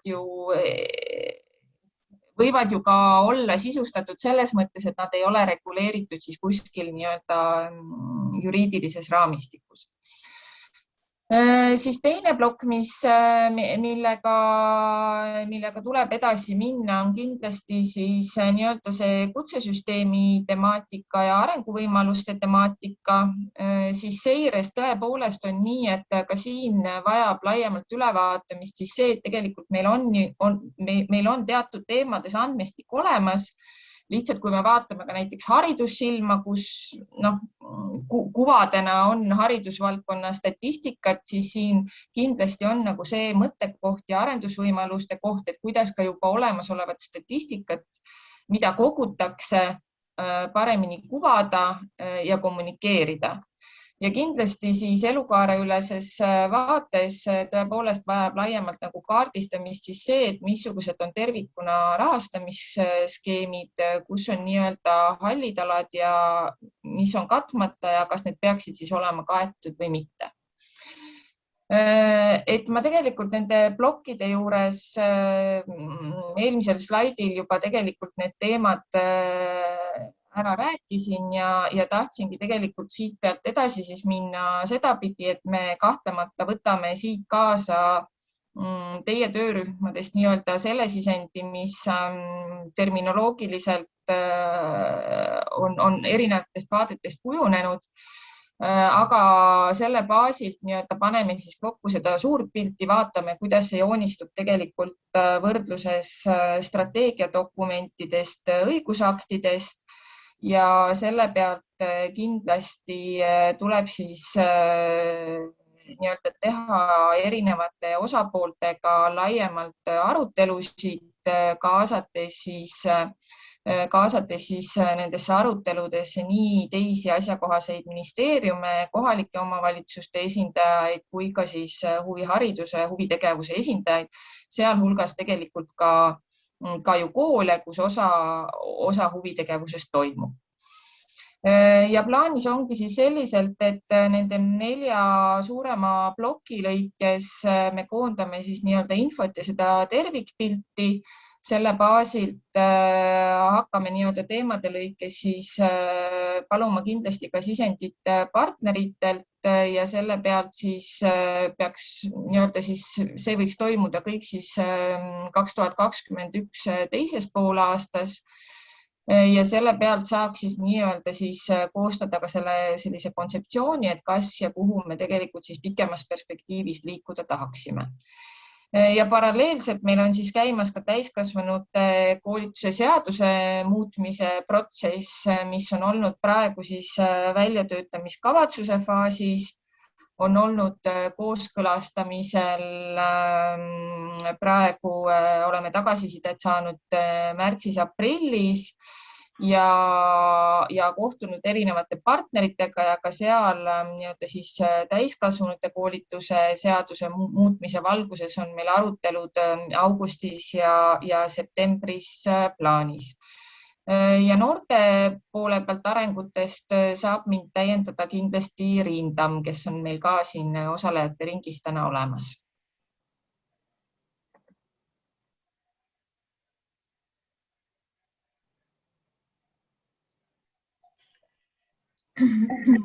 Ja, aitäh.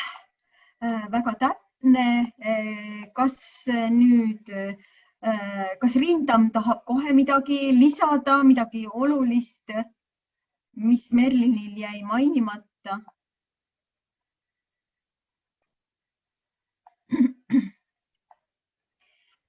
Kui mitte, Riin, kas sa oled kuuldel?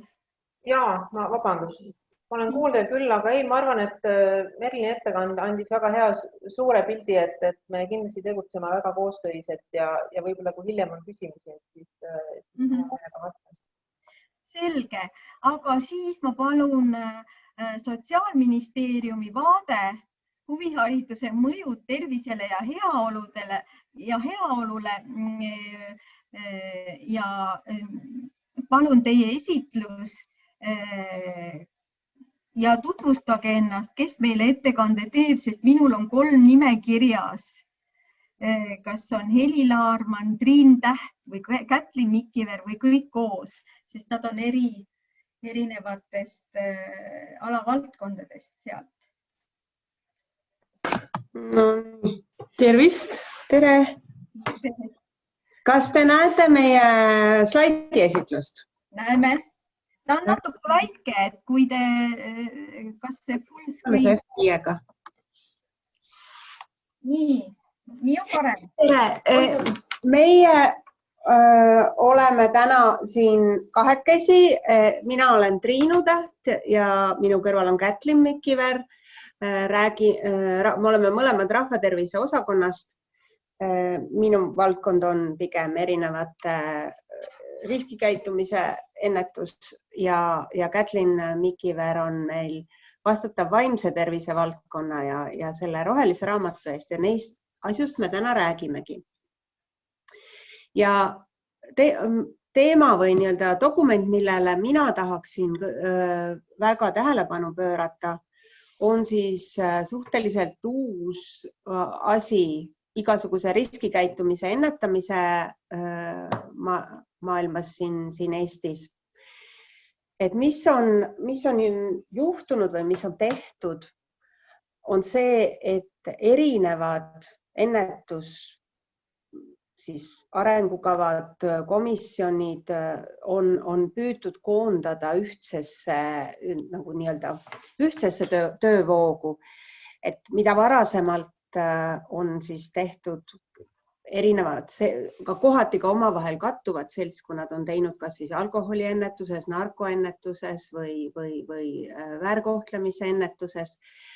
Et on ikka ja jälle jõutud ka väga paljude ühiste teemadeni. On siis jagatud seda maailma, et seda meedet me rahastame näiteks narkoennetuse vallast ja midagi muud võib-olla teistest allikatest. Siis täna me koguneme sellise strateegilise vihmavarju või strateegilise katuse alla, kus me oma töid kooskõlastame.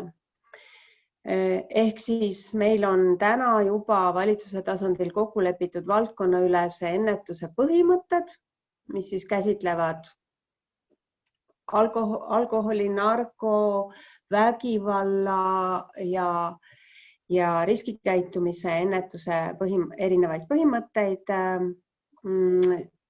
Ja on kokku lepitud, et ühendatakse 3 valitsuskomisjoni töötegevus, siis süüteoennetusnõukogu, lastekaitsenõukogu ja uimastiennetuse valitsuskomisjon. On ka kokku lepitud, et valdkonnaülese ennetuse siis selle põhifookus on loomulikult lapsed ja noored, aga see ei tähenda, et me ära unustame ülejäänud ühiskonda. Et alates juba sellest, et laste ja noortega ei saa edu saavutada, kui ei vaata ka lapsevanemaid ja teisi täiskasvanuid, kes lastega kokku puutuvad, aga ka üldelanikkonnas ikkagi tuleb ka ennetustööd jätkuvalt teha, selleks, et see keskkond siis ei oleks selline, mis töötab vastu kõigele, mida me noorte ennetuse juures teeme. Plaan on selline, et erinevad sektorid panevad koos kokku sellise pikaajalise tegevuskava, mis siis kokku lepitud põhimõtete järgi peaks olema nii-öelda poliitikaülene, et see siis ei sõltuks, et ta oleks tõesti nii-öelda ekspertteadmisel põhinev. Tõenduspõhisus on üks põhjus, miks üldse selline ühine kava taheti koostada, see on, ütleme, mitu aastat on selle nimel pingutatud, et tehakse küll, tehakse ka koha peal, aga tehakse hea tahtmise, kuid mitte hea teadmisega, et seda sama tegevust tõenduspõhisemaks saada, et ta tõesti vastaks, annaks ka tulemust. See on suur eesmärk ja selle nimel on meil esiteks plaanis ka palju koolitusi ja kõik, kes ellu viivad ennetust, nende pädevuse tõstmist. Selleks, et saaks jääda ikkagi see ennetus kohalikule tasandile, kus need inimesed, need lapsed, noored, keda see puudutab, ikkagi elavad ja õpivad ja töötavad. Ja on plaanis luua valitsuskomisjon koos oma alakomisjonidega ja kompetentsikeskus siis Tervise Arengu Instituudi ja ülikoolide baasil. Ja ma korra täpsustan ja see seos huviharidusega oleks siis see, et huviharidus oleks üks osa selles tegevustikus. Ja me kindlasti ei tahaks siin nagu selles tuubeldada, aga see link on küll väga tugev. Et me küll päris, ütleme, et huviharidusel on väga oluline roll riskikäitumise ennetamisel. Küll ei saa öelda, et vahest nii mõnigi on populaarne seisukoht, et ta on kogu ennetus, et päris seda ta ei ole, et on lapsi, kes satuvad riskikäitumise otsa sellepärast, et neil pole midagi teha ja siin huviharidus täidab suurt rolli.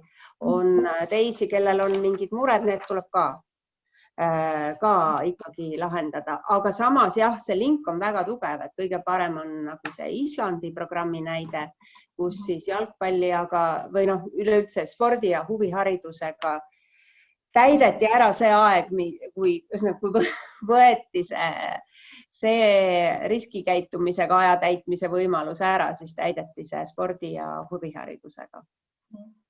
Aitäh! Ja Aga kas tahtsite veel midagi lisada, Triinu? Kui ei, siis on Kätlin Mikiver. Ja, tervist, et teen hästi lühidalt, et annan lihtsalt selle lühiülevaate siis, mis on vaimse tervise roheline raamat ja kus on siin siis meil nii-öelda see kokkupuude koht just huviharidusega. Et kui väga üldiselt, siis tegemist ongi sellise poliitikadokumendina või mõttepaberiga, kuhu on siis koondatud nii-öelda esmased mõtted, kuhu poole peaks vaimse tervise teemadega ja selle süsteemiga suunduma ja annabki siis nii-öelda selle esmase visiooni meile. Ja üks selle peamine eesmärk ongi just see, et tõsta selle vaimse tervise teema tähtsust ja et seda rohkem siis nii-öelda väärtustatakse ja samamoodi nagu siin on hästi palju juttu olnud sellest elukaaraülesest ja siis on ka antud dokument mõeldud just elukaaraüleselt ja teadus- ja tõenduspõhisus. Ja nagu Triinu juba enne välja tõi selle ennetuse poole, et siis ka roheline raamat hästi palju keskendub just selle ennetusele ja murekohad, mis on täna juba siit läbi käinud seoses huviharidusega, on tegelikult ka see vaimse tervise valdkonnas, et seesama see spetsialistide ressurss, vajadused, nende oskused ja pädevused. Aga et kuna vaimne tervis on ka samamoodi hästi valdkondülene ja et siis ongi olnud kaasatud väga palju erinevaid osapooli selle koostamisse ning eesmärk ongi, et me jõuaksime siis sellise mõtteviisini, et vaimne tervis oleks nii-öelda igas poliitikas läbivalt kaasas. Aga selle dokumendi alustalaks on siis püramiid, mis on Maailma Terviseorganisatsiooni püramiid ja mida oleme siis kohandanud Eestile. Kõige selle nii-öelda alustalaks on siis inimeste enda teadlikkus ja oskused ja järjest siis ülespoole tippu välja minnes, et hakkab suurenema järjest nende erinevate spetsialistide toetuse ja toetuse nii-öelda vajadus. Aga kuhu meil siis mahutab just huviharidus, siis huviharidus on see kogukonna ja teenused ja kogukonna tugitegevuste osa. Ja see on just nüüd siis, et just see tugitegevuste osa on selle alla kuuluvad väga paljud sellised tegevused, mis ei ole otseselt seotud vaimse tervisega, et see ei ole vaimse tervise kas mingisugune nõustamine või teraapiad, vaid see ongi just sellised, et tegevused, mis seovad omavahel hästi tugevalt kogukonda ja pakuvad inimestele sellist heaolu ja kuuluvustunnet. Et ka vaimse tervise rohelise raamatuse definitsiooni me võtame, et vaimne tervis ei ole mitte kas siis ainult selle diagnoosi olemasolu või selle puudumine, vaid see on ikkagi laiemalt inimese selline terviklik heaolu. Ja siin ongi siis ka just see huvitegevuse osa ja seda ka läbivalt, et see on nii suures osas näeme seda just ka ennetuse mõttes noorte osas ja sealt tulevadki mängu need kool, lasteaiad ja üldse selline noortekeskuste osa, aga ka siin just see kogukonnals, kas siis on kohaliku omavalitsuse juhtimisel või siis ongi kogukonna selliste väiksemate huvigruppide juhtimisel tegevused ja ka töökeskkonnas, et see ongi seal hästi nagu põimutud erinevate tegevustega ja need ongi need samad siis kas lühiajalised või pikaajalised, ongi siis huvihariduse või tegevuste põhine. Ja kõik see, millest täna nagu siin räägiti, et see kõik on see tegelikult ka, millest nagu roheline raamat kogukonna osas nii-öelda käsitleb. Aga aja kokkuvõtte mõttes, et siis ma rohkem võib-olla praegu siin ei peatukski, ma panen siia kohe ka chati selle rohelise raamatu lingi, et kes soovib, saab siis sellega veel tutvuda.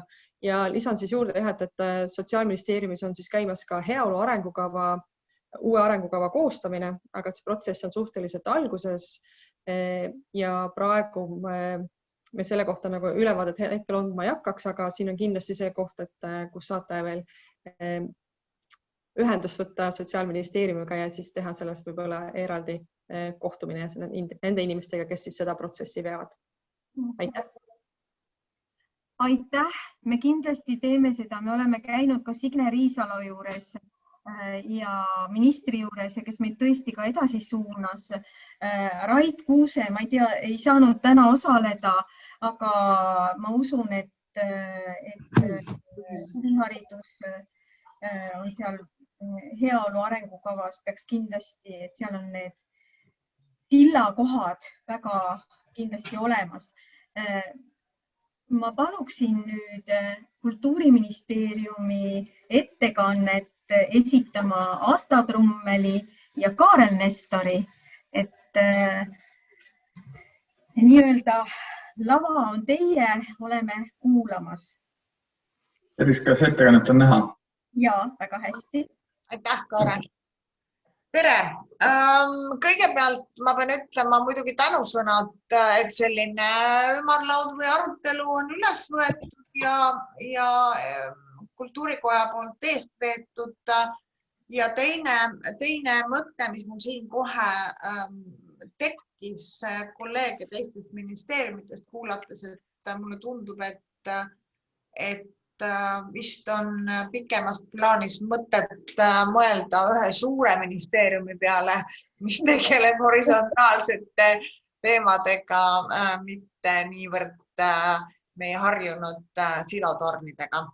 Aga kuna Kultuuriministeerium tegeleb päris mitme valdkonnaga ja mina kunstide osakonnast olen nii-öelda ettekandjaks või räägin lühidalt sellest, mis meie maja kultuuri poole pealt on ette võtnud, siis tegelikult pean kõigepealt tänama oma kolleege kultuuriväärtuste osakonnast, eriti Marju Reismad ja Eina Pedanikku, kes nende praeguste põhiteemadega on pikemalt ja süvitsi tegelenud.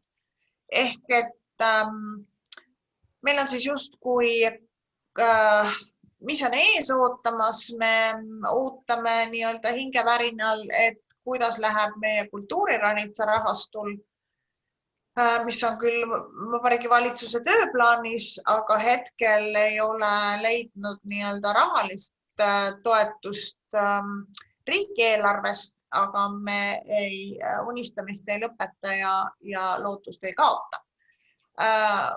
Paremini on läinud laulu- ja tantsupeo liikumise toetamisel, kus siis tegelikult sellest aastast juba saavad siis laulu- ja tantsupeo nii kooride, rahvatantsurühmade kui orkestrite juhid palgatoetust ja siinkohal ma arvan, et heaks eeskujuks oli just nimelt meie spordiosakond, kes suutis läbi viia siis treenerite palgatoetuse läbisurumise valitsuses. Nüüd võib edasi lükata selle slaidi. Aitäh, Kaarel. Kuigi nüüd veel sellest kultuuriranitsast see hetkel ei ole, see on paika, nii-öelda meie mõtted on paigas, meie ideed on paigas, me oleme arvutanud sinna ka rahasummat taha, siis hetkel see ootab ikkagi siis valitsuse heakskiitu ja ootab ka rahastust, aga eks siinkohal me oleme ju võtnud parimatelt šnitti ja õnneks on kultuuriranitsa programm nüüd päris mitmes riigis juba käivitunud siin lähinaabritel nii Soomes kui Lätis ja Leedus kui ka Horvaatias näiteks ja Sloveenias ja veel mitmel pool on ja meie kõigi lemmik näide ilmselt Island.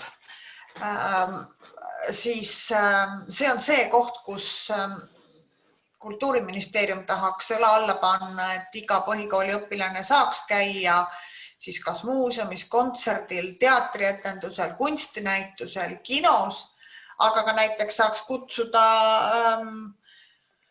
kirjanikukooli, et ka see on võimalik. Nüüd ma saan aru küll, et me otsapidi nii-öelda tikume haridusministeeriumi haldusalasse, aga samas, kust me saame need klassiteed õpilasi, keda juhendada ja keda juhendatavalt siis muuseumisse, teatrisse ja kontserdile viia. Ja loomulikult on seda parem teha nii, kui õppekava toetab ja meie professionaalsed kultuuriinimesed saavad siis lastele näidata ja neid juhendada nendel teemadel, mida nemad teevad. Et Praegu meie arvestuslik maksumus on siin ka ära toodud, mis on siis ligi 7 miljonit eurot aastas. Loomulikult see võiks olla suurem, see võiks olla 2 korda suurem, see võiks olla ka 3 ja 4 korda suurem. Ma arvan, et see raha kuluks igal juhul ära. Aga hetkel läheme sellise plaaniga ja vaatame siis, kuidas edasi. Siin on olnud mõte ka viia seda edasi, et kui see põhikoolis hästi käima läheb, siis viia edasi seda ka gümnaasiumisse, sest et ega siis gümnaasiumi õpilased ju vajavad ka sellist juhendatud muuseumis, teatris ja kunstisaalis käimist. Nii, ma siis räägiks ka spordihuvihariduse tegevusest, et mida me teeme ja mida me hakkame tegema. Et me otsesed tegevuse toetusmeetmetest siis tasub juba eelpool nimetatud korduvalt treenerite tööjõukulu toetus välja tuua, kus siis meil eelarve on 7,2 miljonit, kus me siis toetame vähemalt 5. kutsetasemega treenerite palga maksmist. Peame tunnistama, et sellega on juba vaikselt probleeme, sest et neid treenereid, kellele toetust taotletakse, on juba nii palju, et me oleme täna aastal 2021 500 000 euroga meetme mõttes miinuses, aga proovime leida lisaraha selleks. Kindlasti ka spordihuvihariduse tegevusse panustab ka alaliitude noortesporditoetus, mida siis on 1,7 miljoni euro ulatuses ja alaliitudele antakse raha ja nemad on siis 75% ulatuses kohustatud seda edasi andma spordiklubidele ja spordikoolidele. Uutest asjadest tasuks välja tuua liikumisharrastuse kontseptsiooni loomine ja rakendamine, millest ma räägin kohe peatselt rohkem, et see oli ka Vabariigi Valitsuse tööplaanis ja ka 100 päeva plaanis, et see on nüüd Vabariigi Valitsuse poolt ära kinnitatud või teadmiseks võetud vähemalt. Ja kaudselt on ka siis spordi huvihariduse tegevusega seotud ka riiklik spordistipendium ja Team Estonia. Siis ühe eelarve on 125 000 eurot ja Team Estonia eelarve on 3 miljonit eurot, millest siis 2 läheb alaliitudele. Et sellest saavad tuge kindlasti ka andekamad Eesti sportlased, kes on juba kas koondises või kohe koondisesse jõudmas. Ja siis kaudselt oleme seotud olnud noorte huvihariduse ja huvitegevuse toetusmeetme väljatöötamisega ja mingil määral saame öelda, et töötajate tervisekulude maksuga hüvitamine on täiskasvanute huvihariduse ja tegevuse toetamine. Et paraku viimased numbrid näitavad, et seda kasutavad ainult 5% tööandjatest. Et ilmselt tuleb teha analüüs, et kuidas me seda veelgi rohkem tööandjatele tutvustada saaksime. Aga jah, see aasta siis valitsuses käis ära liikumisharrastuse edendamise kontseptsioon, mille rakendamiseks täna meil hetkel veel rahastust ei ole saanud, aga töötame selle nimel. Et ta koosneb mitmest punktist, et üks oleks see, et meil oleks üks keskne kompetentsikeskus, mis siis koondaks endas teadmispõhisuse ja analüüsivõimekuse ja analüüsiks siis erinevaid tegevustoetusi ja kuna meil on seal liikumisharrastuses on ligi 20 või üle 20 organisatsiooni, et siis hakkaks ka neile tegevustoetust vahendama ja suunama nende tegevusi. Kultuurkapitali, spordi ja kehakultuuri sihtkapitali ümberkujundamine, et täna on seal väga palju ka tippspordiraha, aga tahaks seda rohkem liikumisharrastuse sihtkapitaliks ümber kujundada, selleks oleks vaja see tippspordiraha välja võtta. Liikumisharrastuse edendamine koolis, et me teame, et olümpiakomiteel on programm Sport koolis, kus siis valikainena kooliprogrammi osana pakutakse erinevaid spordiringe, et soov oleks siis see viia laiemalt koolidesse. Liikuma või kutsuvad kooli tasuks erinevatel haridusastmetel arendada ka lasteaeda viia. Kehalise kasvatuse ümberkujundamine on veel käimas liikumisõpetuseks, et ka see kindlasti panustab spordihuvihariduse tegevusse.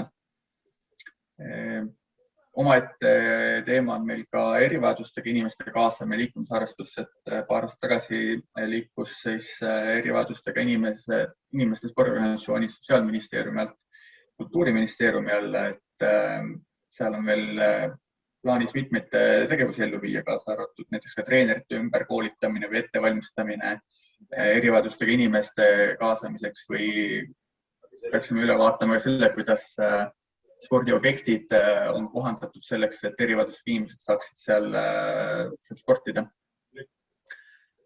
Plaan oleks viia või koostada ka liikumisnõustamine või pakkuda seda tervishoiu kaudu või koolides, et kui inimene liiga vähe liigub, et vaadata, et mis oleks talle võib-olla sobiv liikumisharrastusviis.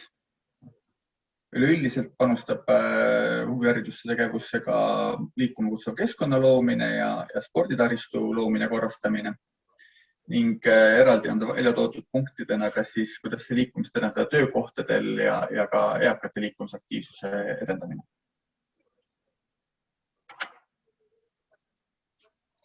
Aitäh! Küsimusteks aega ei ole, aga chatis on Jane-Miller Pärnamägi kirjutanud teile, et kas liikumisvaldkonda kaasatakse ka tantsuinimesed, et selles osas kindlasti võiks olla teil koostöö. Spordivaldkond on alati pidanud tantsuga väga oluliseks liikumisharrastuse panustajaks, aga otseselt spordivaldkond sellega ei ole siiamaani tegelenud, et eks me peame vaatama, kuidas seda kaasata, et ega siis lõpuks on meil ka kunstide osakond, kes saab ka ilmselt sellesse panustada või leida viise, kuidas seda koos teha või siis haridusministeerium, kes vastutab noorte huvihariduse huvitegevuse eest. Eks siin tuleb vaata, kus see koostööpunkt on. Just. Aitäh teile. Küsimusteks aega ei ole, sest me oleme natuke 5 minutiga ajale jalgu jäänud, aga paluksin siis Justiitsministeeriumi haldusalas huviharidusvanglas, mis siis natuke juba mainitud on, et meile teevad ettekande Taavi Kuuse Viru vangla 3. üksuse, see on noorteüksus peaspetsialist ja Kairi Piller Petrov, kes on Viru vangla asedirektor. Et olge lahked, oleme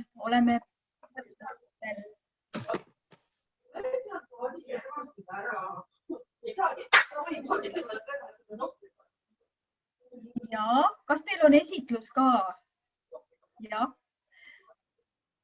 Igaks juhuks veel ütlen, et teised lülitage mikrofonid välja, kellel intensiivne melu taustal käib.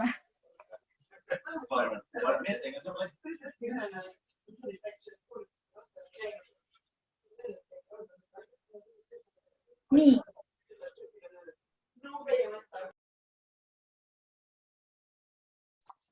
Ja, vabandust. Mina olen Taavi Kuuse Viru vangla 3. üksusest, et ma teen selle ettekande täna siis Kairi nime arvutist. Kuulete mind, jah? Ja, vabandust. Ma rääkisin pikka juttu, aga ei pannud tähele, et ma olin ennast mikrofoniga välja lülitanud. Et ma tutvustasin teid ainult siis iseendale siin oma toas, aga ütlen, et huviharidusvanglas Kairi Piller Petrov, Viru vangla asedirektor ja Taavi Kuuse, Viru vangla 3. üksus, see on noorteüksus peaspetsialist. Et väga vabandan, jäi tähelepanuta. Küll jõudsin manitseda, kellel melu taga on, et lülitage mikrofonid välja, aga jah, olge lahked, alustage. Olgu, minu pilt on teile näha, jah? Slideshow. Okei, mina siis annan huvitegevusest vanglates ülevaate teile ja hakkame siis pihta. Et tegelikult meie kuulume siis Justiitsministeeriumi alla ja siis vanglate üleselt on vanglate osakond, kes haldab siis välja tuua siit see taasühiskonnastamise talitus. Ja vanglad siis üle Eesti on jagatud 3 vanglaks, siis on Tallinnas, Tartus ja Viru vanglas, et siis katame terve Eesti niimoodi ära. Nii. Siis mainiks ära, et see juhtumikorraldus tegelikult meil vanglas, et kui keegi tuleb siia karistust kandma, et see on selline läbi protsess, selle käigus viiakse läbi meile eraldi hindamine nende isikute suhtes, kes siia satuvad ja koostatakse eraldi riskide hindamise ankeet, kus tulevad välja need põhivajadused, mida on vaja isiku suhtes maandada. Pluss siis sealt üritame saada ka sellise positiivse info, et millist sekkumist või mida nagu isikul vaja, et nagu tema seda huvitegevust ja kõike seda ka nagu, et mis tegevused aitavad kaasa ka riskide maandamisele, pluss siis ütleme need teised asjad ka sinna juurde, et kuidas isiku see karistus siin oleks võimalikult hõivatud. Nii. Ja siis selle riskihindamise peale koostatakse meile eraldi individuaalne täitmiskava, kus määratakse tegevused nagu terve karistusaja peale ära, milliseid riske maandatakse ja nii edasi.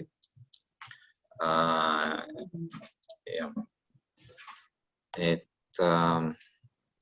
meil vanglate osakond on siis panustanud siia huvitegevusse eraldi huvijuhtidega, igas vanglas on endal huvijuht.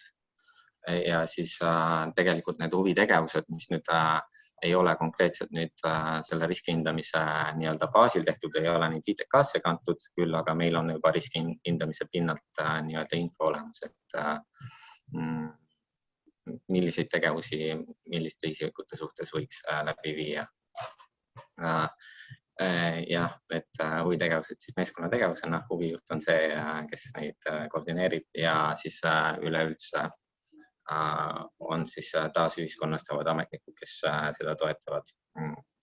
Näiteks kaplanid, sotsiaalpedagoogid, hariduskorraldaja ja üksused siis ka kindlasti. Tooksid välja eraldi vanglatest, milliseid tegevusi nii-öelda huvitegevusena seni läbi viiakse.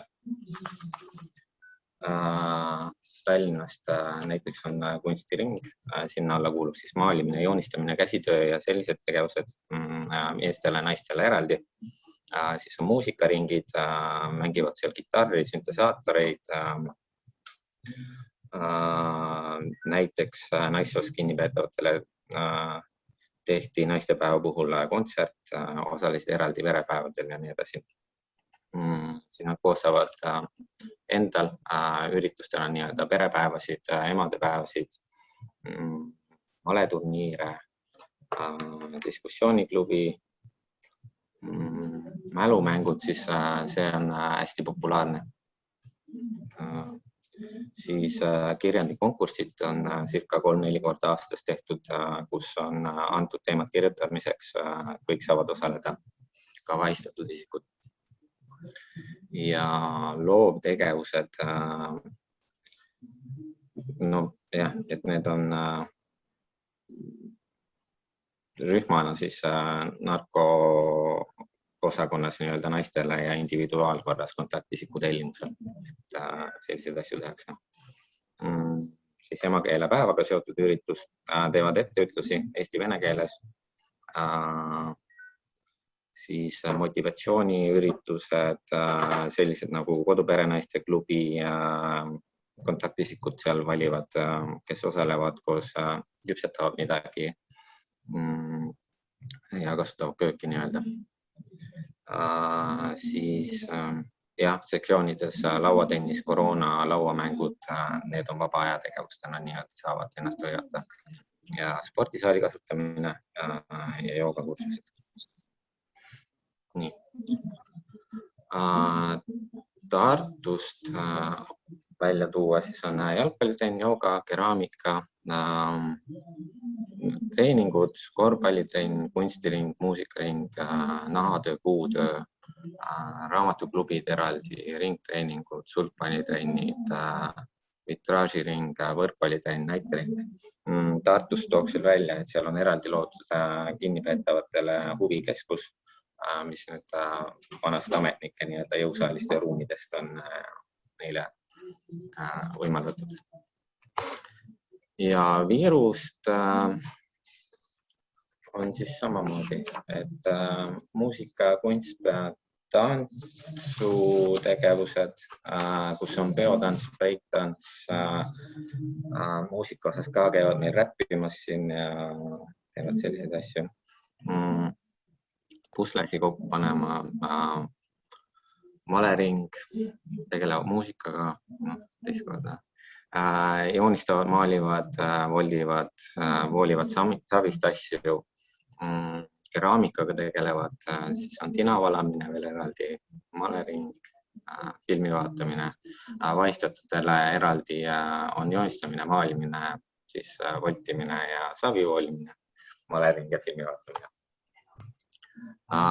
Noorte üksuses eraldi, siis meil on ka konkreetselt huvijuht, kes tegeleb sellega, et tema koht on nii-öelda meile noorte üksusele ka määratud. Ja, et siin ongi muusikalised tegevused, kus saab iseseisvalt õpet huvijuhi abil siis räppida, saavad bändis osaleda, mängida kitarre ja erinevaid selliseid pille.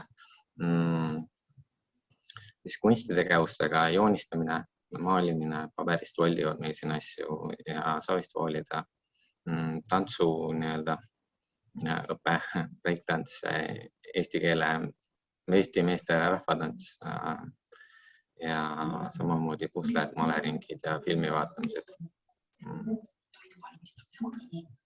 Ja, et meil on eraldi veel toidu valmistamise kursus näiteks, mis võiks veel välja tuua ja tegelikult noorte osas on veel võimalusi ka motivatsioonisüsteemi raames teenida välja erinevaid nii-öelda hüvesi, kus nad saavad jõusaali kasutada ja kõik sellised asjad ja muusikateraapia näiteks.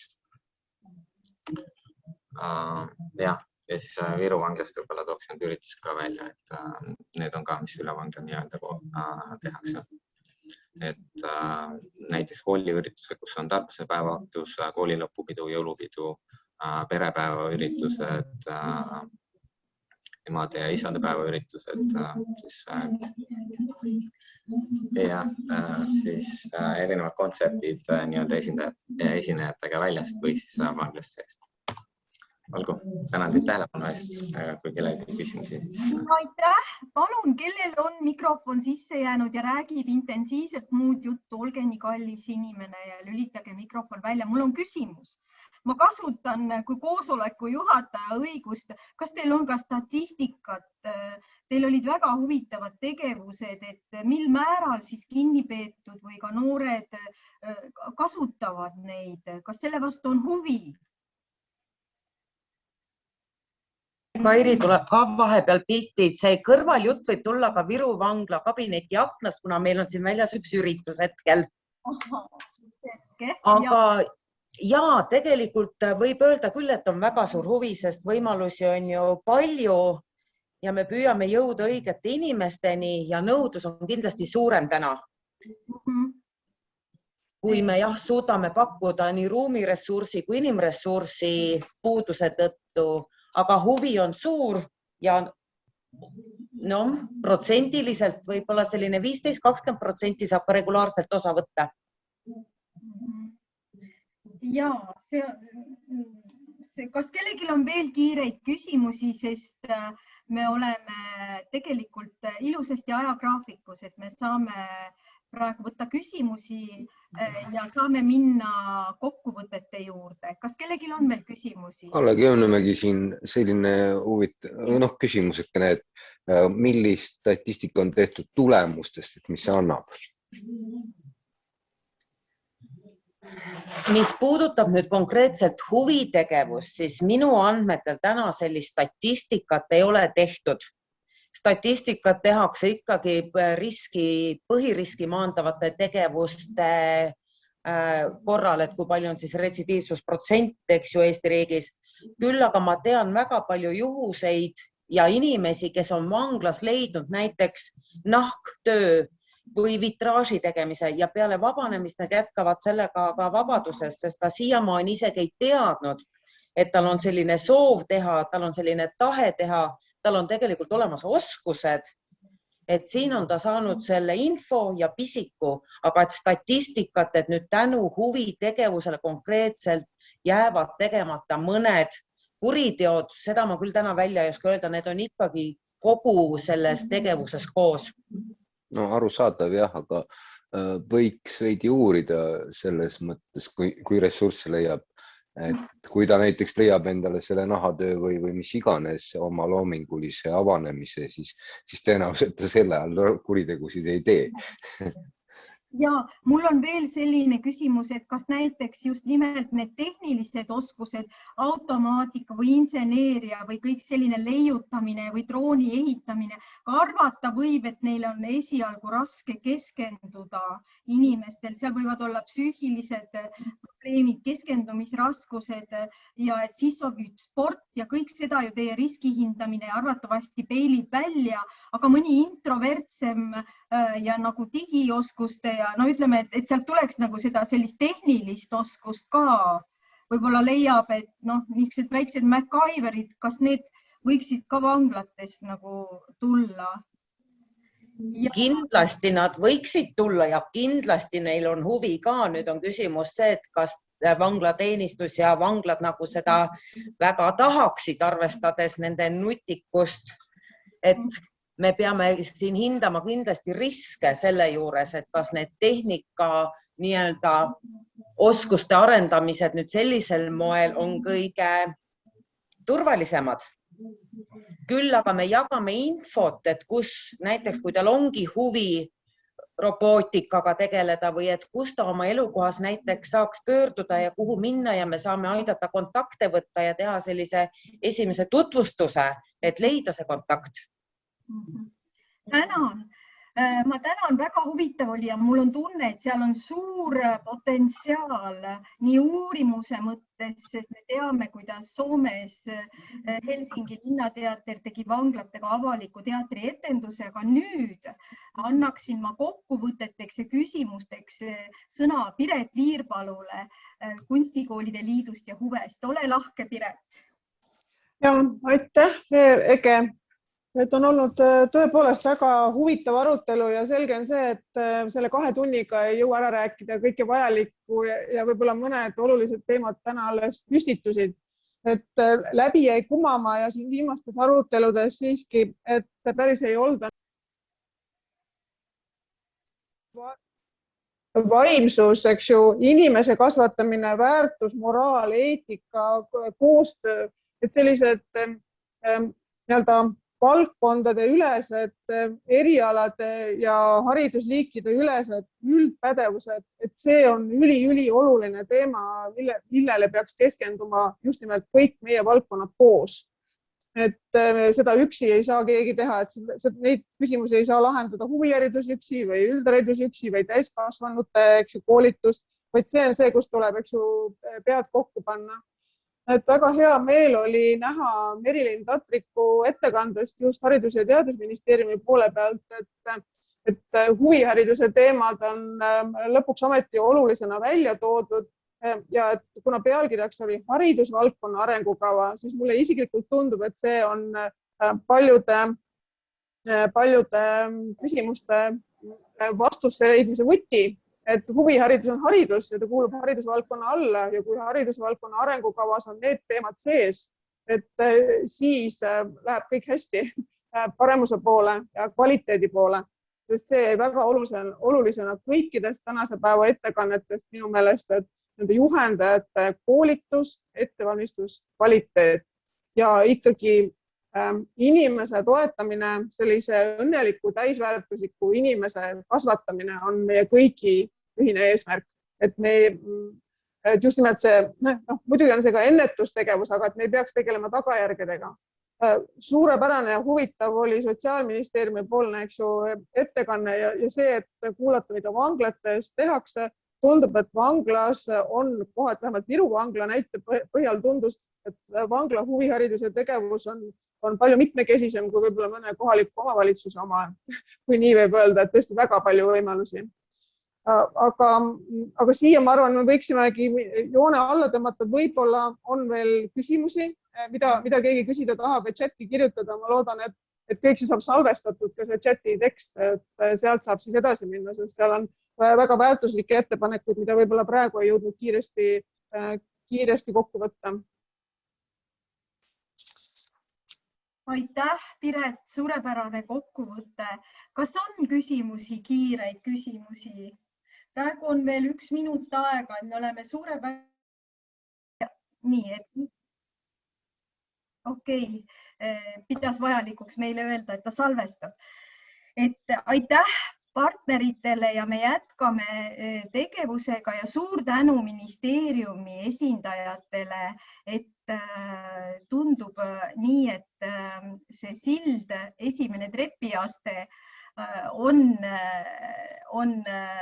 lahti, uks on lahti, et teeme koostööd edasi ja tunnime edasi.